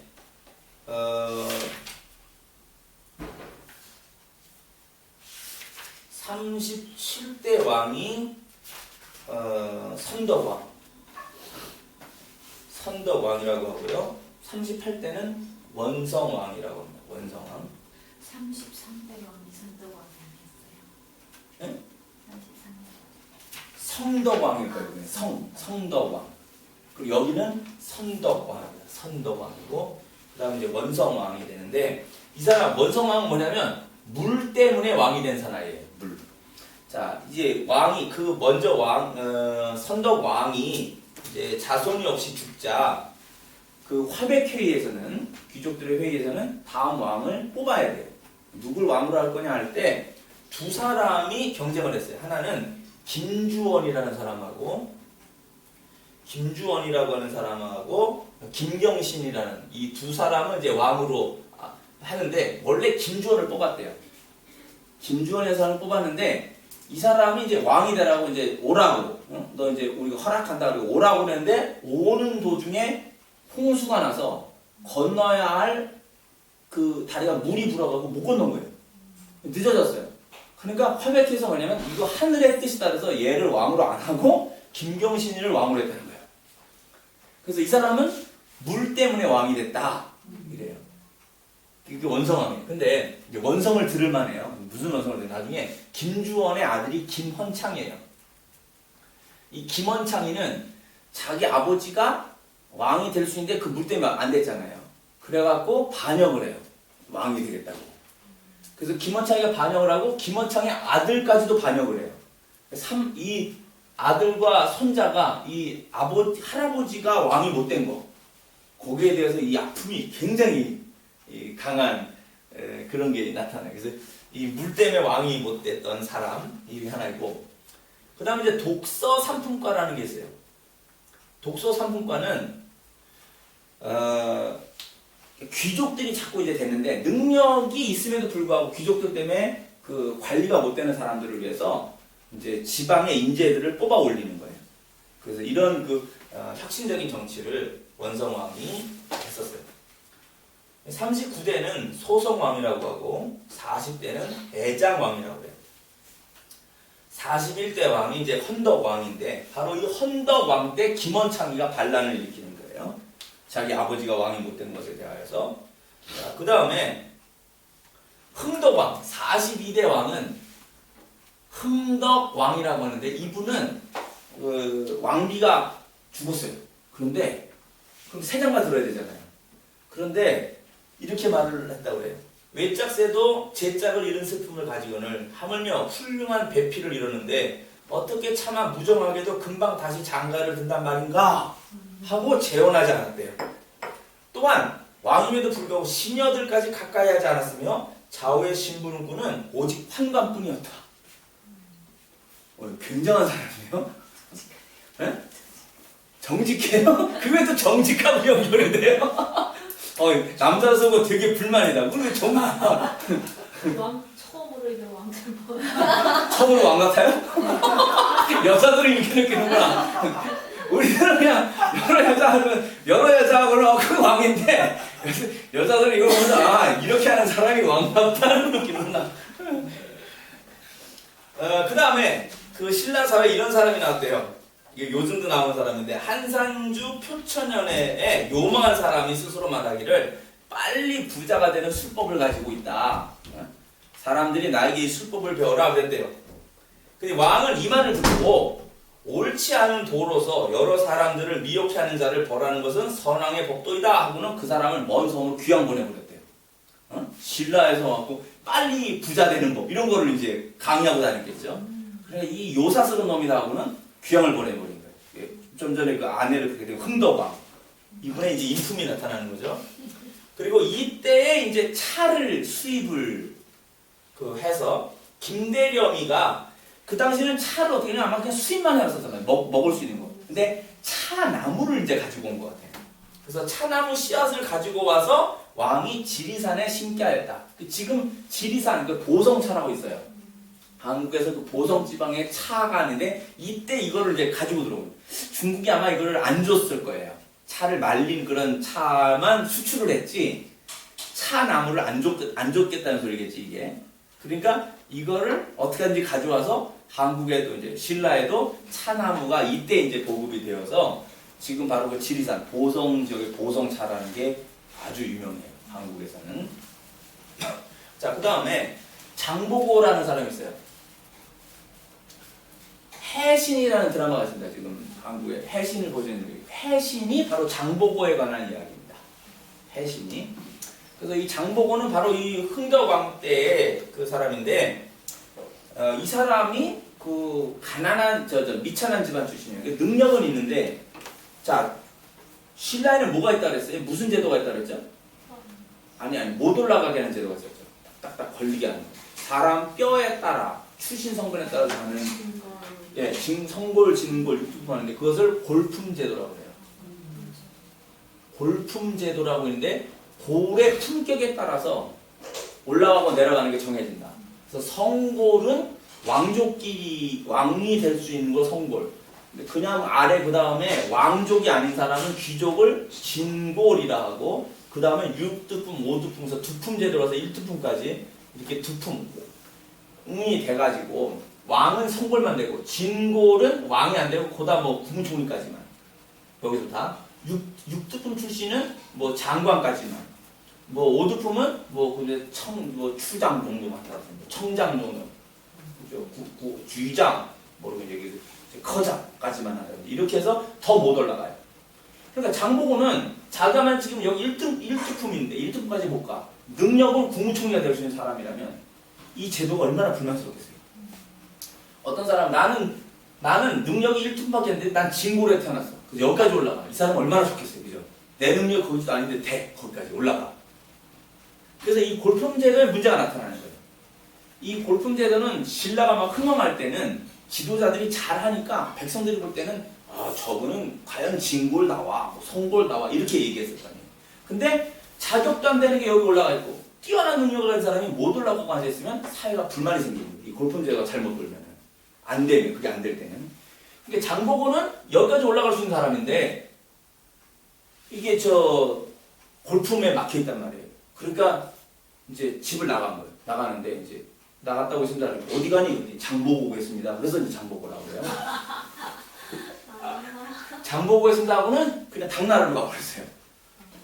당나라 가서 당나라에서 당나라는 아까 얘기했죠. 외국인도 우대해요. 능력인 자들 다 기용해서 썼단 말이에요. 그게 당나라의 위대한 점이에요. 장보가 거기서 장군이 된 거야. 외국인이 능력 인정받아서 이제 지금 해군이 되는 거죠. 그래서 막 올라가고 그러다가 자기 조국에 대한 생각이 있어. 장보고가. 그러니까 그까지 올라갔다가 난 고향으로 돌아가겠다. 그래서 돌아와서 왕에게, 신라 왕에게 내가 이런 사람인데 나 당나라에서 여기까지 올라갔다. 그러니까 내가 신라를 위해서 일하게 해달라. 이제 이렇게 합니다. 모두 어떻게 얘기를 해요? 그러니까 장보고에게 뭘 줬냐면은 이 신라 땅의 맨 아래 여기 완도라고 있어요. 전라도 지방에 완도라는 곳인데 그 완도에 제가 제 기지를 건설하겠습니다. 그렇게 하라. 완도에다 기지를 딱 건설해갖고 뭐냐면 여기 외국과 중국 당나라를 연결하는 여기에 딱 여기 교통로예요. 그래서 여기 와서 쉬었다가 여기서 뭐 다 휴식도 하고 물품 다 챙겨서 당나라를 간단 말이에요. 요거로 돈 버는 거예요 이제. 그리고 외적들이 와서 여기 막 이렇게 우리 조선을 찝적대고 막 돈 달라고 그러면 장보고가 가서 다 혼내주는 거예요. 그래서 신라 상인들을 다 보호해주는 거예요. 신라 배들을 다 보호해주고 질서를 딱 잡는 거예요. 이해하셨죠? 저기 뭐 하는 건지. 이걸 청해진이라고 그래요. 청해진을 딱 설치해갖고는 신라 사회를 딱 이제 해상 무역을 딱 장악을 하면서 해상 왕으로 이제 등극할 정도로 딱 된 거죠. 그래서 이제 장보고는 신라를 위해서 이런 일을 하는데 나중에 이제 왕권 문제에서 문제가 생기는 게 있어요. 이제 이제 탈출한 왕족이 이제 도망을 와갖고 장보고한테 나 좀 숨겨달라고. 그래서 보호를 해줘요. 죽지 않도록. 그리고 이 사람은 이제 내가 왕이 되면 당신 딸을 이제 아내로 삼겠다. 그러니까 그 딸이니까 이제 며느리 삼겠다 정도가 되겠지. 며느리 삼아서 왕비가 되겠다. 장보고는 이게 얼마나 좋아요. 비천한 집안 가면 좋습니다. 그게 도와요. 그래갖고는 이제 왕을 삼아줘요. 그 사람을. 그리고 그 아들이 이제 아들이 맞을 거야. 아들이 이제 그 사람의 그 아들이 이제 아들인가 그 사람인가 이제 이 왕비 삼겠다 그러니까는 신하들은 어떻게 했어요? 안 됩니다는 거예요. 왜? 골품제도 때문에. 어떻게 그렇게 미천한 자의 자식을 지금 왕비로 삼을 수 있는? 절대 안 됩니다 이렇게 되는 거예요. 그냥 밀고 나갔어야 되는데 그 이제 사회적 이 풍습에 그래서 이제 안 못하게 된 거죠. 그러니까 어떻게 돼요? 장보고는 화가 나잖아요. 그러니까 이제 반역을 일으키는 거예요. 쳐 없애겠다. 내가 이제 저기 하겠다. 이렇게 되니까는 사람을 몰래 보내갖고 그 밑에 사람을 사서 장보고를 암살해버리는 거예요. 그래서 훌륭한 인물 하나가 이제 그렇게 죽게 된 거예요. 그 정치에 말려가지고. 그래서 이 장보고는 바로 이 골품제도에 희생된 그런 사람으로 이해되고 나중에 이제 최치원이라는 사람이 한 명 더 나옵니다. 그런 골품제도의 희생자로서. 자, 그 다음이 우리가 이제 그 희강왕 43대 왕이 희강왕이라고 그러고요. 44대가 민해왕입니다. 민해왕. 45대 왕은 우리가 신무왕이라고 합니다. 신무왕이고요. 46대 왕은 문성왕이에요. 이 문성왕이 바로 아까 말한 장보고를 이렇게 하려고 했었는데 신하들의 반대로 안 된 거죠. 그래서 이 문성왕의 측근들이 이제 죽이게 되는 겁니다. 장보고를. 그 다음이 47대 왕이 이제 헌난왕이라고 해요. 헌난왕인데 헌난왕은 제가 여기 이렇게 적어놨어요. 착한 사람이다 이렇게 하는데 이제 헌난왕이 아들이 없어가지고 왕족인 그 웅념을 사위로 삼아서 왕위를 물려주려고 시험을 했대요. 이렇게 물었답니다. 너는 한동안 돌아다니면서 이 세상을 공부했는데 착한 사람을 본 일이 없느냐? 본 일이 있다면 얘기를 해라. 그랬어요. 그랬더니 이 15살의 웅념이 말을 하기를 저는 일찍이 착한 행실을 있는 세 사람을 보았습니다. 한 사람은 귀한 집 자제이면서 남과 사귐에 있어서는 자기를 먼저 하지 않고 남의 아래에 처신하였으며 또 한 사람은 집에 재물이 넉넉하여 사치스러운 옷을 입을 수 있었는데도 항상 삼배와 모시옷으로 스스로를 즐거워했습니다. 세 번째 사람은 권세와 영화를 누리고 있었으나 일찍이 한 번도 다른 사람에게 위세를 자기 잘났다고 하는 그런 권력을 부리지 않았습니다. 제가 본 것이 이와 같습니다. 그랬어요. 그래서 이 웅념이 말한 세 사람은 명예와 재산과 권력을 가졌음에도 불구하고 겸손하게 자기를 낮추며 진실로 상대를 높이는 그런 사람들을 말하는 거였죠. 그래서 헌한 왕은 이 대답을 듣고 딸을 줬어요. 저 정도 사람 보는 눈이 있으면 저는 됐다. 이래갖고 자기 딸을 줘서 이제 왕을 다음에 사위가 이제 왕이 되도록 그렇게 하는 것이었죠. 그런데 이제 헌한 왕은 요 또 고르게 있었고 이제 저 사위 삼아야 돼 이렇게 딱 결정한 거예요. 그럼 이제 어떤 딸을 줘야 되느냐? 딸이 둘이 있었대요. 헌한 왕이. 그래서 헌한 왕이 딸이 둘이 있는데 이제 어느 날 이제 웅념이를 불러다가 얘기를 했대요. 야, 웅념아, 나한테 딸이 둘이 있는데 언니는 큰 딸은 지금 나이가 20살이고 동생은 19살이다. 근데 네가 장가 들고 싶은 둘 중에 하나 네가 택해라. 이런 거예요. 왕이 공주를 내가 주는데 넌 내 사이가 없는데.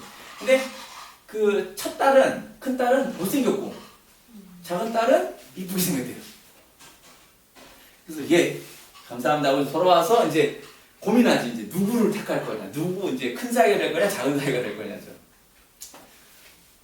넌 누구 택하겠니?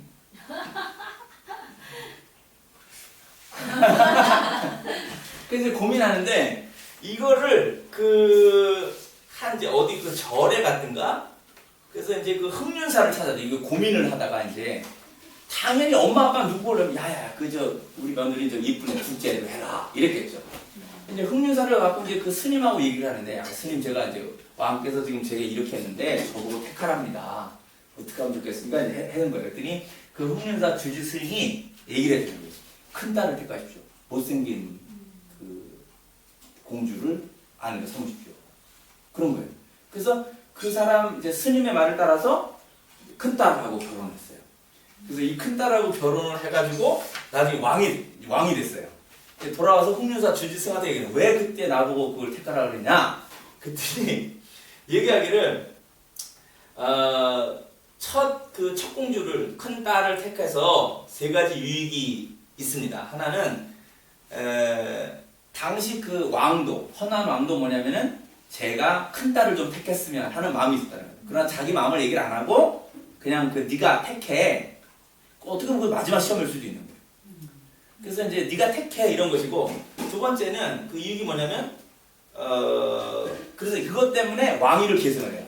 그러니까 아들이 없으니까 큰 사위가 왕위를 계승한 거죠. 왕위를 계승했고 두 번째는 뭐냐면 그 둘째 딸도 나중에 처제죠. 그 우리 집으로 하면 처제인데 저 왕비로 후궁으로 받아들이는 거예요. 그러니까 옛날 사회는 그게 가능하니까 그렇게 된 거예요.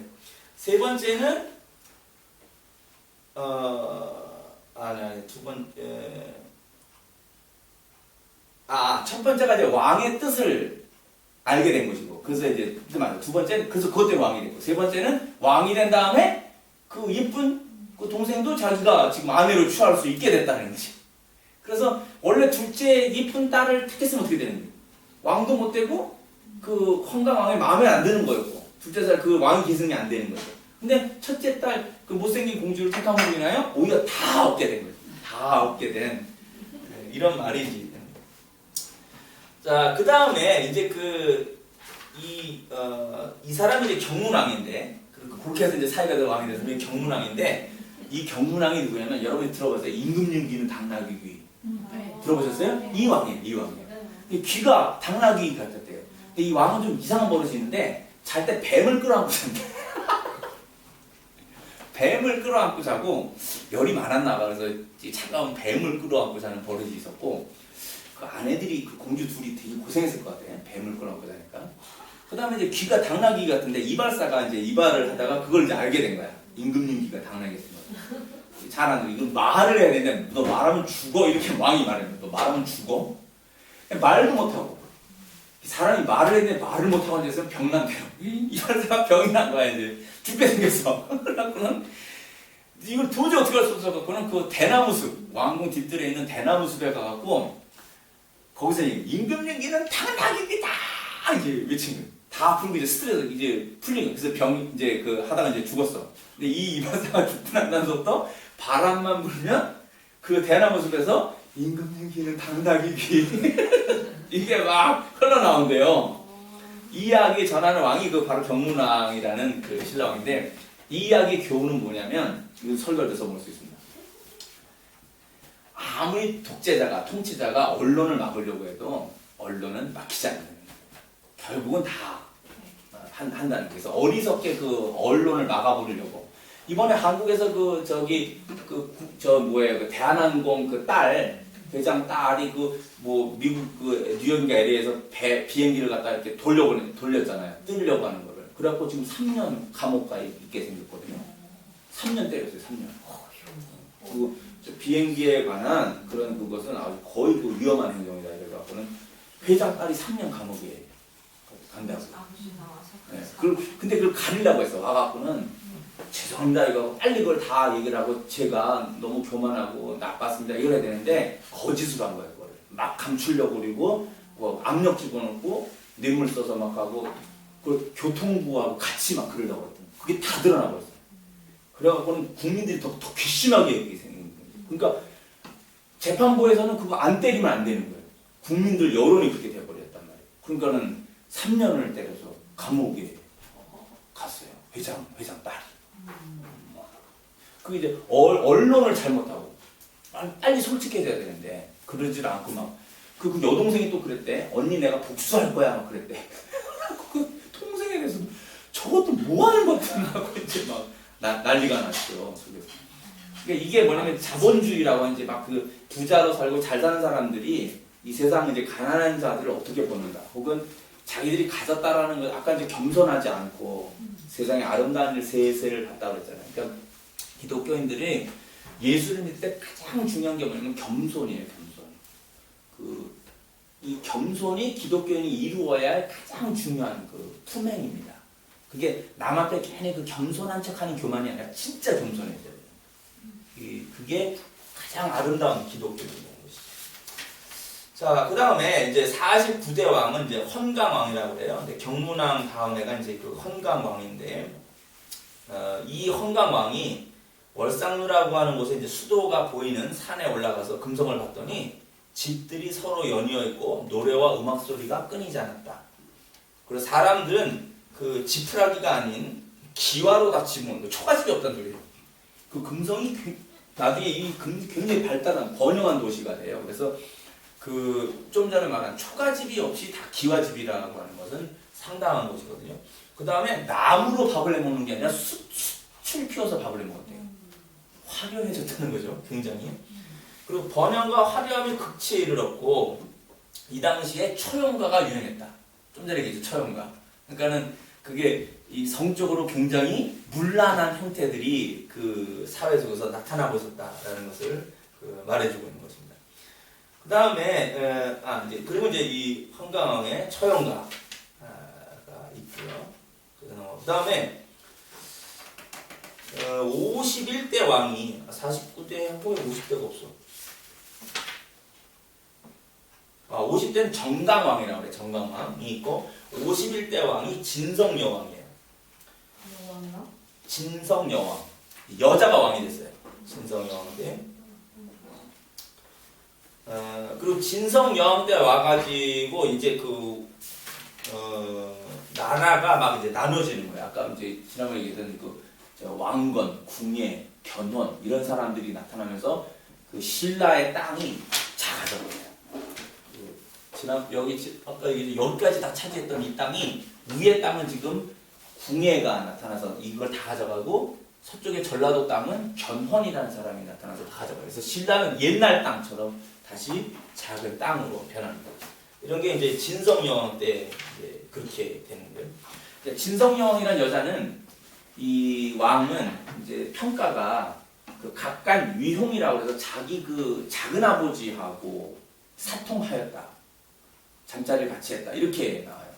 근데 그건 이제 왕족끼리 그러한 부분들은 김유신도 사실 조카딸하고 그 말하는 그 김춘추의 딸을 나중에 아내로 삼아요.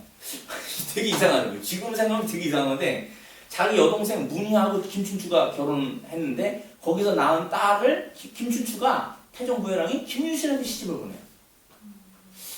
이 현대 윤리 개념은 좀 이해가 안 가는 건데 아무튼 김유신 나중에 자기 그 춘추의 딸과 결혼을 하는 형태가 됩니다.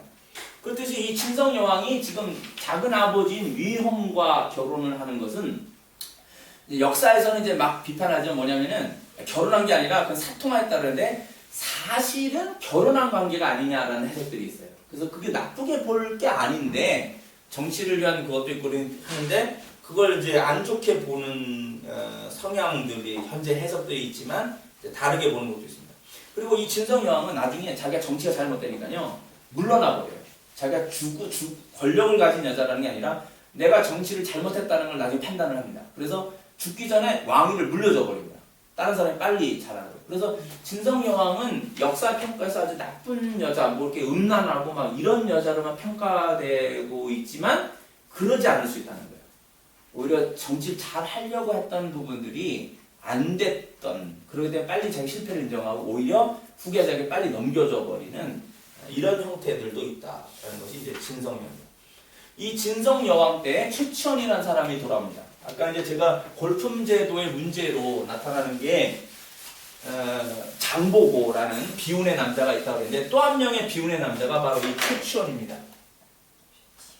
최치원은 역시 그 높은 데를 못 올라가기 때문에 당나라로 유학을 가서 당나라에서 이 사람은 문이죠. 그러니까 장보고는 무고 문 쪽에서 탁월한 실력을 발휘해서 올라갑니다. 그때 마침 그 황소라고 하는 황소의 난이 일어납니다. 중국에서 당나라에서 황소의 난인데 이 황소가 막 이제 그 서한까지만 이렇게 점령해 들을 정도 막 할 정도로 이제 막 어지러웠어요. 그럴 때에 이 최치원이가 황소에 관해서 뭐냐면 토황소 경문이라고 해요. 토벌한다. 황소격문이라고 해서 황소를 공격하는 그런 토로하는 글을 썼는데요. 이게 황소가 읽었어요. 최치원이가 쓴 거를. 뭔데? 읽다가요. 너무 무서워가지고 엉덩방아를 썼대요. 읽다가 무서워가지고 덜컥 그냥 주저앉으면서 얼쿠 그랬다는 거예요. 정신을 잃을 정도였다는 거예요. 글이 얼마나 천재적으로 글을 쓰는지 이걸 읽고 황소가 두려웠다라는 말을 듭니다. 토황소 경문인데 인터넷에서 찾을 수 있습니다. 이분이. 근데 최치원이가 역시 나라 사랑하는 마음 때문에 돌아옵니다. 자기 출세나 이런 걸 계속하지 않고 돌아와서 이제 신라의 사회 개혁을 이제 하려고 해요. 진성여왕과 함께 이제 그런 걸 하려고 하는데 안 되는 거예요. 구체제. 우리가 중국도 어떻게 보면 이제 그 공산당에서 이제 그 타이즈당, 타이자당 이런 데서 이미 다 체제에 있는 거기 비집고 들어갈 수 없는 인재들이 못 들어가는. 그러니까 여기 이제 얘기를 들어보면은 중국인 사람 얘기 들어보면 능력이 있어도 못 올라가는 거예요. 일정한 정도 이상 못 올라가는 거예요. 그 위에는 그 공산당에서 그 옛날 이제 원로 공산당 자식들이 이제 다 찾아버려요. 그러니까 나름대로 여기도 어떤 정도에서 골품제도 같은 형태가 있지 않느냐 이렇게 보여집니다. 그 남한 사회도 마찬가지인 거예요. 자본가들이 이제 그 관리들의 자녀, 뭐 재벌가의 자녀들이 다 지들이 이렇게 해먹고 있는 형태들 같은 게 있죠. 그래서 올라가기 위해서 이제 더 뛰어나고 탁월해야 되는데 그런 경쟁이 공정하냐? 공정하게 해서 올라갈 수 있느냐 하면 그건 공정사회예요. 근데 그게 안 되는 사회일수록 불만이 많고 사회 불만석이 많아지면 나중에 뒤집어질 수 있는 혁명이 일어나는 확률들이 많이 있는 거죠. 최치원이는 돌아와서 이런 거를 변화시켜서 보다 좋은 사회로 신라를 갱신하려고 합니다. 개혁하려고 하는데 안 돼요. 그러니까는 나중에는 이제 떠나서 이렇게 한직에 밀려가지고 이제 돌다가 이렇게 쓸쓸하게 인생을 마쳤다. 이렇게 이제 최치원에 관한 것이 나옵니다. 그래서 참 안타깝죠. 이런 인재들이 사회를 개혁하려고 할 때 그런 인재들이 빨리빨리 그걸 해줘야 되는데 사회의 구체 자각을 못 잡아주면 사회는 결국 멸망으로 갈 수밖에 없는 거예요. 그래서 인재가 나오면 인재에게 힘을 실어줄 수 있는 사회. 이게 좋은 사회입니다. 로마 제가 이제 세계사에서 말하는데 로마라는 나라는요 BC 753년에 만들어져 갖고 그냥 1453년까지 몇 년에 한 2200년 정도 우리가 갔던 나라예요. 이 로마인의 위대함이라는 건 뭐냐면요. 어떤 시기에 적절한 인물이 나오면 그걸 몰아줄 줄 알아요. 그 사람을 딱 세워서 그 사람이 갱신하도록 하는 그런 탁월한 정치력들을 갖고 있어요. 나름대로 로마 사람들이. 그래서 이렇게 오래 가는 거예요. 근데 이게 없으면 어떤 구체적 사람들이 내 것을 막 가지려고 이렇게 하면서 남이 하는 계획 이런 거를 안 도와주잖아요. 그러면 일시 자기는 좋은 것 같지만 그게 민족이나 사회나 국가가 멸망당하니까요. 일본의 그 도쿠카와 이에야스라고 있어요. 그 에도 막부라고 하는데 일본의 에도 막부의 마지막 슈오군이라고 하는데 저 막부의 최고를 슈오군이라고 해요. 이 슈오군이 마지막 슈오군이 사실 이것을 혁명을 일으킨 애들이 있어요. 이거 큐슈 지방 애들이 이제 그 천황을 높이고 막부를 타도하자면서 했어요. 근데 이 슈오군은 얘네를 칠 수 있었대요. 이 마지막 슈오군이 에도 막부의 이런 거 들어보세요. 에도 막부 이런 거, 막부 이런 거. 이게 들어보셨나요? 처음 들으세요? 일본의 그 통치는 천황이 있어요. 넨노라고 하는 천황이 있는데 천황이 다스린 게 아니라 그 밑에 이게 쇼군이라고 하는 쇼군이 다스려요. 이것도 설명을 덴노가 있어요. 덴노 천황이 있는데 덴노는 안 다스려요. 그럼 쇼군이 있는데 이 쇼군이 밑에 누가 있냐면은 다이묘들이 있어요. 다이묘를 뭐냐면 이게 영주들이에요. 다이묘 밑에 뭐가 있냐면은 사무라이들이 있어요. 사무라이와 함께 요 밑에 같이 있는 게 이게 뭐냐면은 이게 이름을 까먹었네. 이름은 그냥 한국말 써서 그냥 상인들이에요. 상인들이 있고 밑에가 농민들이 있는 거예요. 얘네는 상인을 농민보다 높여놨어요.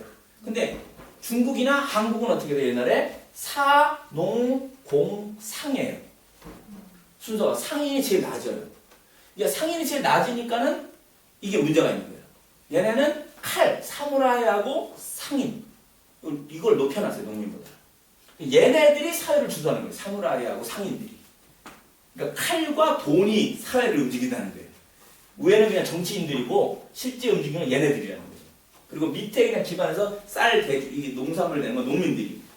근데 중국 사회나 한국 사회는 이게 이제 정치하는 그 사람들이에요. 그 다음에 농공상. 근데 땅이 있으니까 그 땅으로 이제 높이는 건데 상을 제일 낮춰놨다고요.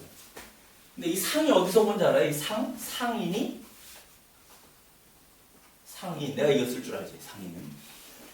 상이 뭐예요? 상이. 중국 역사에서 중국 역사 역대 아세요? 저기 이게 샤상조 그리고 이제 춘추 짱구어 이렇게 나가죠. 그 다음이 뭐가 돼요? 춘추 짱구 다음에 정시대 다음에 진나라가 되고 그 다음이 진나라 이렇게 나가죠. 상이 샤상조 할 때 한나라, 상나라, 주나라 할 때 그 두 번째 상이잖아요. 이 나라 사람들이 상이에요. 왜 그러냐면 주나라가 상나라를 칠 때 이때 뭐라냐면 이게 봉건 제후나라거든요. 주나라. 근데 자기의 왕의 나라를 치는 거예요. 그때 백이하고 숙제라고 들어보셨나요? 백이하고 숙제라는 사람이 딱 막았어요. 주나라 막았어요. 그러니까는 비켜. 안 비키는. 왜 안 비키냐 그랬더니 네가 제후의 나라인데 어떻게 왕의 나라를 치냐. 반역이다. 그게 죽으려고 그러니까는 그 옆에 있던 사람들이 저 사람들은 상나라의 충신입니다. 죽이면 욕을 먹는다. 그래서 안 죽이고 그냥 갑니다. 근데 안 죽이고 가면서 뭐라냐면 주나라에서 그 두 사람에게 이것은 티엔밍이다 그랬어요. 그때부터 1000명이 나오는 거예요. 쿠데타를 일으킬 수 있는 힘은 1000명이에요. 그러니까 1000명이 명분이에요. 하늘의 뜻으로 이걸 쿠데타를 일으켜서 저 왕을 치는 거다라는 거예요. 상나라의 가장 큰 거는 뭐냐면 효예요. 효. 샤오예요. 샤오는 뭐냐면 상하 질서를 말하는 거예요. 아버지와 아들처럼 종속 개념에 이것을 분명히 하는 나라. 이 윤리로 움직이는 나라가 상나라고 주나라는 티엔밍이라고 해서 뒤집어 볼 수 있는 가능성이 있어요. 그러나 얘네 가장 중심은 나중에 천이 돼요. 얘네는 시아오예요. 상나라의 관점은 인간 속에서 아버지와 아들 관계로 나라를 통치하는 거고 얘네는 천, 하늘의 뜻을 따라 통치한다라고 말해요. 이 상나라에 있어서는. 그러니까 얘네들 이 상이 얘네가 얘네를 칠 때 엄청나게 저항했대요. 상나라 사람들이. 그래서 나중에 정복을 하고 난 다음에 다른 같이 했던 사람은 다 땅을 나눠줬지만 그 패전한 죽고 살아남아 있던 상나라 사람들한테 땅을 안 준 거예요. 당시엔 땅을 안 주면 농사 못 짓기 때문에 먹고 살 수가 없어요. 그러니까 이 사람들은 물건을 떼다 팔 수밖에 없어요. 그래서 상나라 사람들이 하는 것이 장사예요. 그때서 상인이라는 말이 나와요. 상인. 별얘기 다 한다. 상인의 말이 거기서 나오는데 이 상농공상이 되는데 얘는 상인을 높였다는 게 일본에. 이 힘이 나중에 일본 부흥에 일본이 저렇게 세지는 것의 중심에 있는 원인 중에 하나입니다. 제도에. 뭐에게다 이게 나온 거지 지금?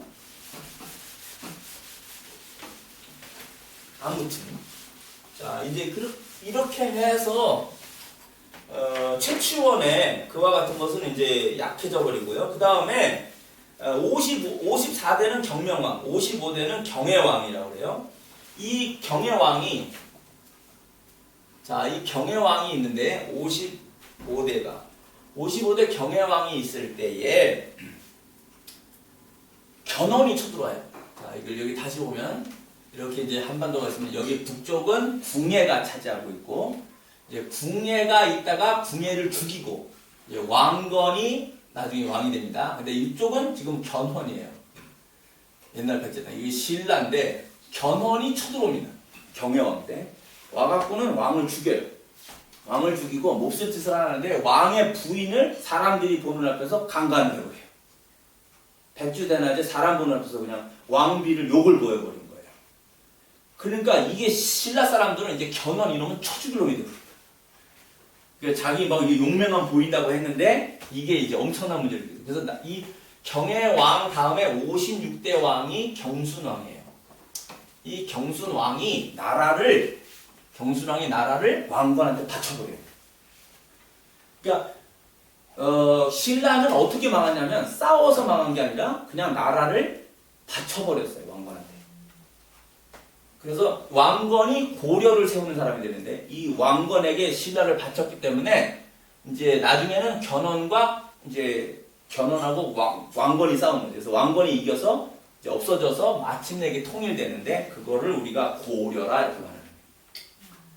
예, 왕건이 고려를 세운 사람이에요. 근데 이 고려라는 말이 뭐예요? 아까 어저께 얘기를 했죠. 장수왕이 고구려를 고려로 바꿨다고. 그러니까 왕건은 고구려를 고려라고 한 게 아니라 장수왕이 만들었던 그 고려를 그대로 만드는, 그대로 우리는 장수왕의 고려, 그 동정성왕의 그 고려를 그대로 이어가는 거예요. 이미 장수왕의 나라는 고구려가 아니라 이미 고려로 바뀌었단 말이에요. 아시겠어요? 그러니까 왕건이 만들 때 구자를 빼버리고 자기가 한 게 아니라 애초부터 나는 고려란 나라, 장수왕의 그 고려를 이미 바꿨기 때문에 그걸 그대로 한다. 이 말은 뭐예요? 왕건은 북진 정책 하겠다는 거예요. 뭐냐면 옛날 고구려 땅 회복하겠다는 거예요. 초대왕, 고려의 초대왕인 태조인 왕건은 무슨 생각이냐면 나는 옛날 고려를 회복하겠다는 거예요. 이게 국시예요.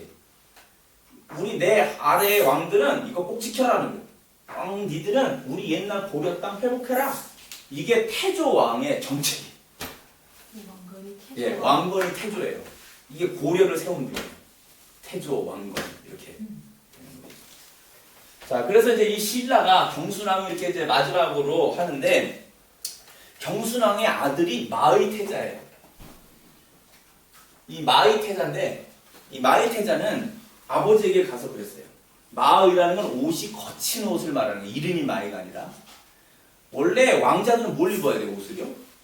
비단 옷을 입어야 돼요. 근데 이 비단 왕자가 아니라 마의태자예요.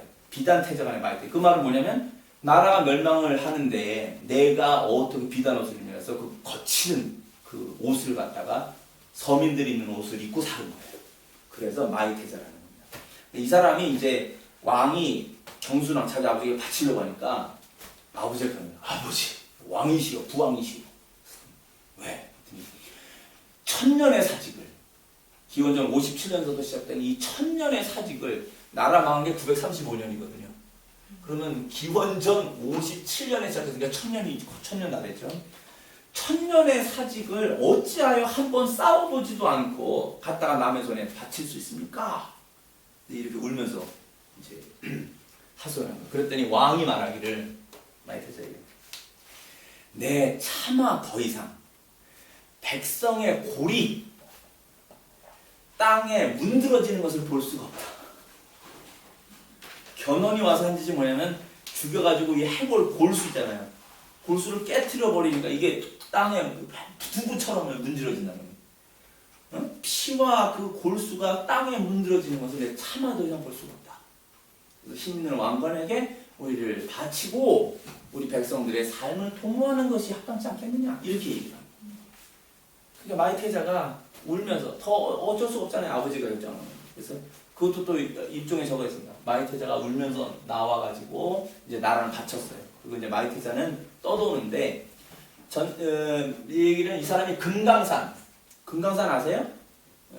그 지금 북한 땅에 있는 금강산이 우리나라에서 가장 아름다운 땅. 마치 그 이제 중국으로 황산 비슷한 거를 보여주시는데 금강산으로 들어갔다고 얘기를 합니다. 어저께 잠깐 얘기했듯이 마의태자는 금강산을 들어간 게 아니라 그쪽에 가서 부흥운동을 하려고 했다는 거죠. 이제 신라 부흥운동을 하는데 이제 이게 뜻대로 안 되니까 아마도 여진족 쪽으로 갔다고 생각하는 거예요. 어저께 얘기를 했었죠. 그 뭐냐면 아이신루어 들어보셨나요? 여진족 왕들의 이름이 아이신루어예요. 아이신루어 뭐 이렇게 나가요. 아이신루어 뭐 이렇게 나간다고 그래요. 그게 뭐냐면 아이신루어는 아이 사랑해라 신라를 그 여진 왕족들의 이름에 이게 붙는다. 그래서 이 마의태자가 들어가서 그쪽의 왕족을 이루지 않았느냐, 여진족 쪽에서의 그 왕족에 들어가지 않았느냐, 이렇게 이제 한국 역사학자들이 지금 추적을 하고 있습니다. 그 부분은.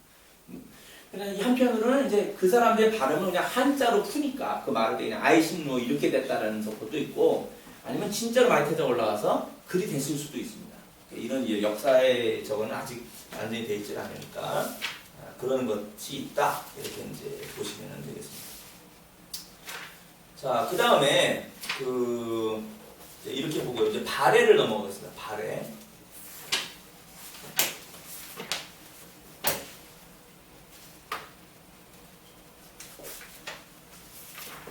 발해를 넘어지도 않는 거야.